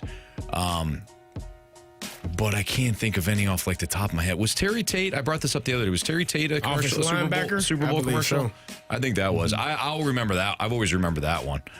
Terry Tate, office linebacker, when he's yelling at everybody for certain mistakes they made around the office. There was always this one. I think it was a Bud Light commercial, but it was this guy and his dog, and he's like, "Hey, go fetch me a beer or something," and the dog would, go get the beer, and then the other guy was like, hey, my dog can do that too. He's like, go fetch me the beer, and the dog runs up and bites the other guy right in the crotch, and he lets go of his beer, and the other guy catches it.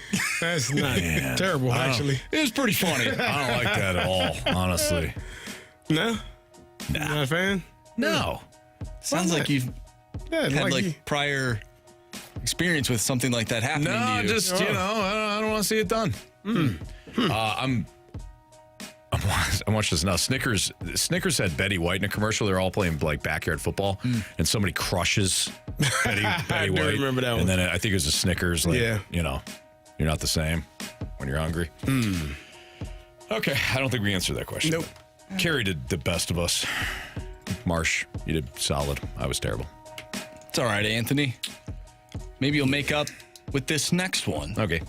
Question number 5. I doubt it. From the 618, can we get some NBA talk? Sure. That trade deadline has been crazy. So sick of the boring-ass hockey talk. If you guys weren't so darn funny, Man, this is a crap sandwich. I'll be listening to The Point. More round ball, less puck. In all seriousness, love you guys. Thank you. This is the only Carey. text that we've ever had from this person. Great text. Carey, go. Well, the NBA trade deadline was pretty amazing. De'Aaron Fox going to the Spurs. You got Luka Magic going to, not the Magic, but to the Los Angeles Lakers for Anthony Davis, which no one seemed to know about, not even all parties involved. No one knew that this was going to happen. That might be one of the biggest trades in ever, Bob. And I'm not just saying that because Luka is a 5-time All-NBA player, is positioned and poised to be one of the greatest players to play the game, one of those top players, top type of players, and to be paired up with LeBron James. I'm interested to see how this works out. Are they able to play defense? Because they don't like to a lot. You know, that's not really their thing. And so we'll see how they mesh. And then Jimmy the Buckets. Jimmy Buckets. I almost forgot about that one. Jimmy Butler going to the Warriors after he said he didn't want to go. Kevin Durant saying, nah, hell no, I don't want to go back to Golden State. I don't know why. It's the only place you won championships. Should have went back, but you didn't. Yeah. And so Jimmy Butler is there. I don't know if that's enough because they're not big enough. They're not big enough on the inside. They don't have big guys. They just got guys on the perimeter. So, you know, I don't know. I'm excited to see Jimmy Butler in a Warriors uniform. I want to see him and Draymond playing defense and getting rebounds and, you know, doing the things that they do and finding Steph open for three-pointers. But I don't know. It's going to be interesting to see how this second half of the NBA season plays out. I do think the NBA, sometimes they just trade players to do it. Mm-hmm. It's like, this isn't really working out. Like Kyle Kuzma for Chris Middleton. Yeah, I don't know about that. I think they were trying to do for either team. Yeah, well, Chris Middleton has been kind of banged up year after year. He had some really good years. Done. Kyle Kuzma is a good player. He might He's be a solid done. player. They don't need. I mean, I think he will fit with Dame and Giannis. Yeah, except for he's done. What do you mean? Kyle Kuzma can't play anymore. He can play. I thought you meant like he was done, like he was retired. I think he's not good. He was on the Washington Wizards. His three-point shooting percentage is, I think, terrible. So he's Jason said, I'd rather hear Carey and Anthony yell at each other about Mizzou basketball than NBA talk. No, Jason. This one question. I just feel like some teams, they've just traded for players and like, well, is this team's going to get better.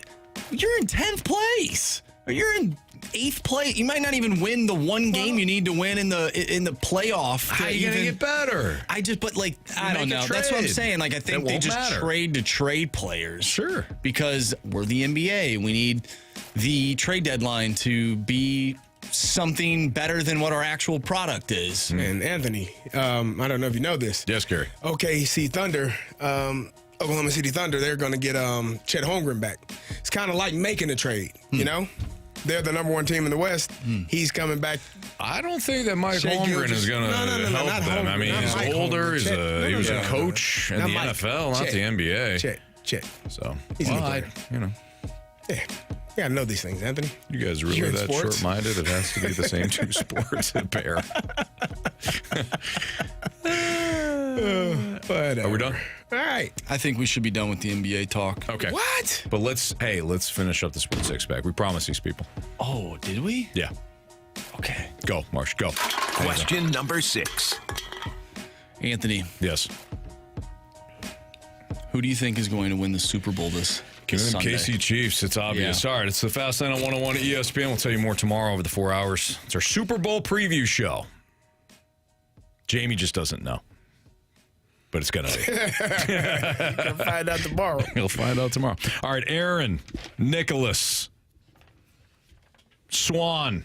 Sorry, something was blocking Swan. We'll hear from them, their mic drops, about their biggest gripe right now in St. Louis sports. That's all next on 101 ESPN.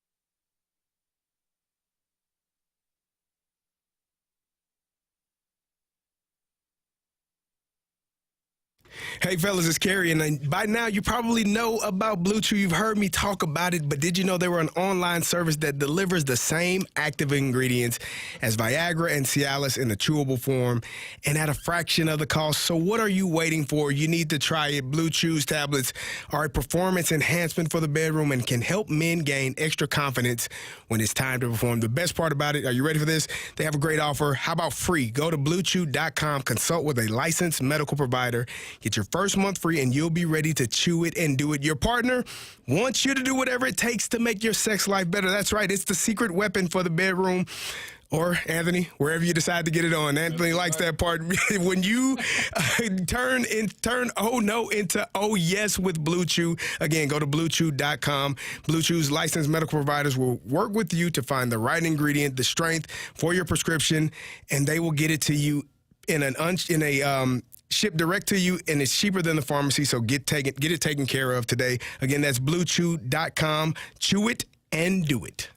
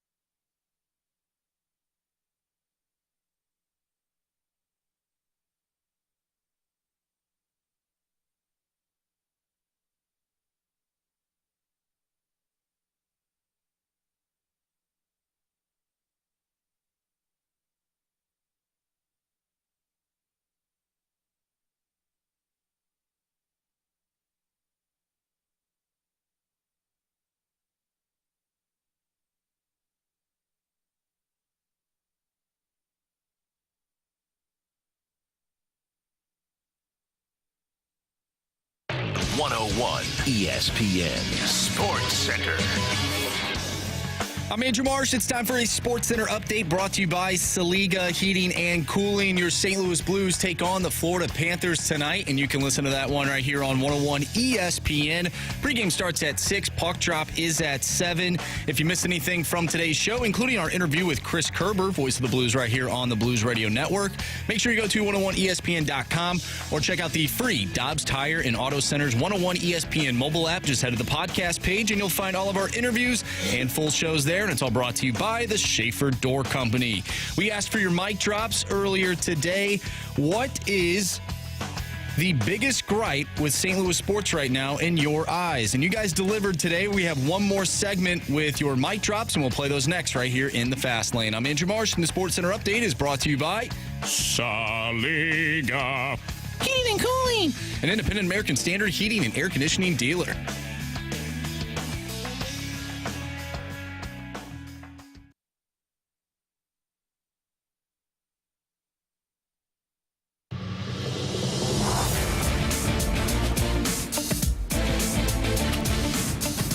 All right, let's continue with our mic drop feature, as Marsh just told you in the Sports Center update.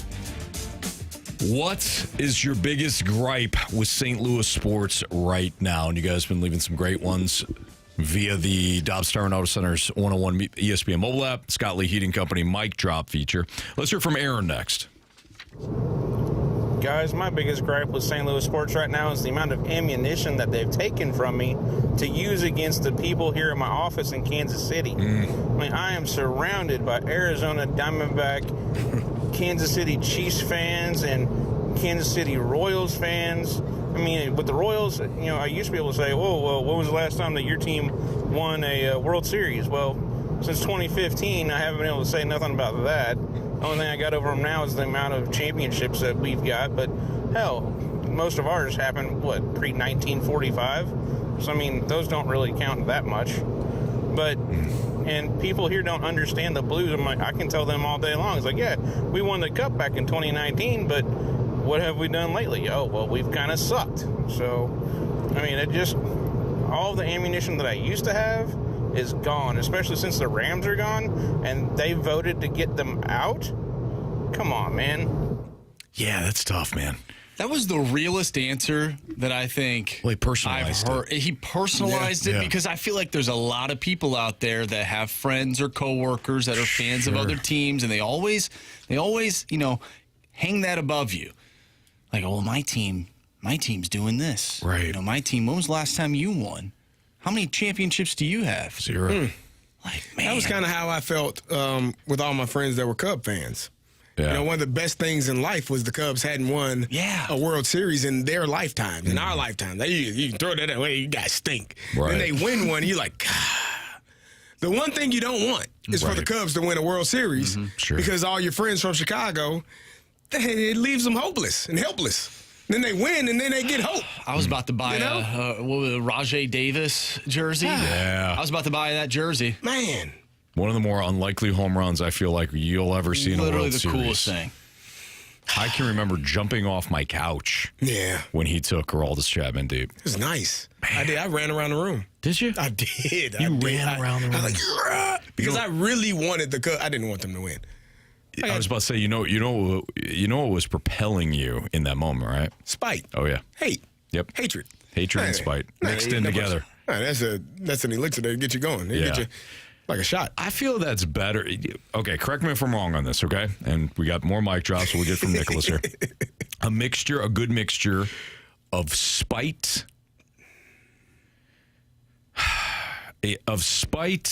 hatred, and good feelings mixed together. Yeah, that's actually better than spite, hatred, and anger. Oh, no question. Because anger can do damage. Yeah. Like, but when you're spiteful and you're hatred and you're for elated, and you're like, they're losing. Like, right. It's a great feeling. It is. But then what comes with that is watching someone else that you care about, that and they're suffering through it. You're like, look at you. You hate this, don't you? Right. Like, Good. Bear, who must be a Bears fan, sorry about that, and a Cubs fan. How lame is it that you guys have 11 championships and you're actually rooting against someone else? Here's the thing, Bear. What you don't understand is that Carey and I we love our spite. Oh, no question. It's called a rivalry. Yeah. I went to Illinois. You know how many Chicago Cub fans I interacted with on a daily basis, like all the time? In my life now that are still from Chicago. And then the bad part about it, people that weren't even Cubs fans, they were Sox fans. They were excited too. Like, you didn't even like the Cubs. Yeah, no, They White were Sox fans Southsiders. shouldn't. What are you doing? They shouldn't have been. They were White just Sox happy. fans. No, man, they were happy for them. You know what? You'll appreciate this too, Carey. So I grew up a Giants fan. Why? Spite. Will Clark absolutely destroyed the Cubs in the 1989 NLCS.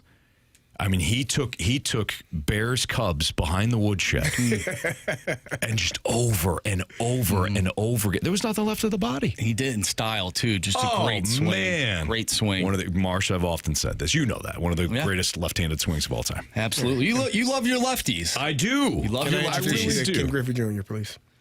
Oh, he likes Michael Vick. Always Vick. show me that video. Michael Penix. Yeah. Michael Penix Jr. Yeah. Killian Stalter.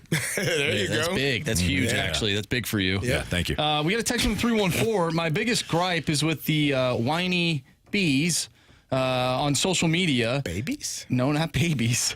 Rhymes with witches. Oh. So the whiny bees on social media and on the radio, sports talk shows that piss and moan about everything to do with the Cardinals and Blues. It's exhausting. I agree. We have two of the best franchises in the NHL and Major League Baseball, and it both have had great success over the years. Yeah, they have. They've had good history. What have you done for me lately? Hey, Carey, hold on. Hey, well, we don't want to be a part of we don't want to be a part of that saying. sports. Oh, we don't want to Radio be the crap. sports babies. Exactly. Or the really good years. 11 championships, baby. Absolutely. And 2019. 100%. It's been a while. And the Super Bowl, too. Don't forget about that Super Bowl. We can claim that one. Certainly Which can. one?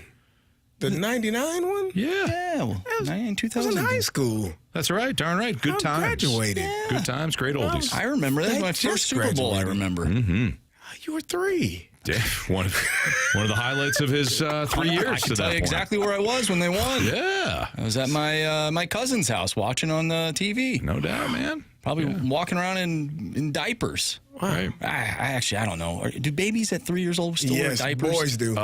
Yes. Lincoln is in pull-ups now. Okay, maybe I was in some Huggies or something. He's they don't. Oh, boys. It takes a little while, man. Yeah, because they don't care. Because we're idiots. We sit in our own crap. We're like, nah, we're fine. You're not going to go to the bathroom, huh?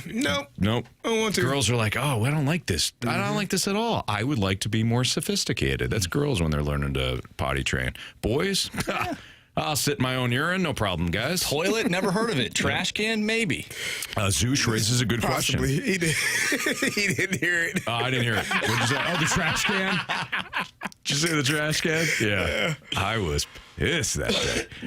Zoosh says, so we shouldn't care if they don't ever do blank again. Yeah, that's right. Yep. We're not allowed to. Zoosh, if you're not happy about all of the memories they have given you before, then Zoosh, I got no help for you. Okay? Nice guy, I met you. But if you can't appreciate all the things that they've done for you and appreciate the fact that you may never see another win, then sorry. You know? All right, let's hear from Nicholas next. What? Hey, guys, disgruntled over the last 30 years? Not really. The Blues told you they were doing a retool. And you're, year 3 of that retool? Or 2.5, 3, somewhere around there. Cardinals kept lying to you and saying, hey, we're going to go out, we're going to spend money, we're going to bring in some players. You could have went out and got Bryce Harper, but you didn't because you believed in Tyler O'Neill. You've seen 1 year and everything else, he wasn't healthy. Then they tell you that, hey, we're going to go trade some of our young guys because we got a surplus of young guys. You didn't even do that either. You hung on to them. I mean, I don't even think the front office knows what they're doing. At least Army and Tom Stillman, they told you what they were doing. They never came out and said, hey, we're going to save money because of the TV deal. Stillman never said that. Stillman came straight out and told you, I don't care about the TV deal. The only thing I care about right now is the product on the ice. I'm willing to eat the money. Cardinals are not. See you guys. Good call. Yeah, It's a little too negative for me, but well, a little, for this show, for sure. But we appreciate it, Nicholas. All right, Swan has got the last say on this. Go ahead, Swan. Yeah, this is definitely a pretty rough time to be a St. Louis sports fan. I mean, the Blues are in the midst of a retool / rebuild / whatever words you want to use. And then, like you talked about earlier, but like the soul of the city is the Cardinals, and they've been, call it is, they've been mediocre or really bad the last 2 years, whichever one you want to use. It doesn't really matter. It doesn't change their performance. When the Cardinals aren't good, sports in St. Louis are gonna be scrutinized a little more because that's the soul of the city. It's a baseball city. It's a baseball town. Yep, very true. Nailed it. All right, let's wrap up the show with what we learned and some criticism, some compliments, and some 3 stars of the day. That's all next on 101 ESPN.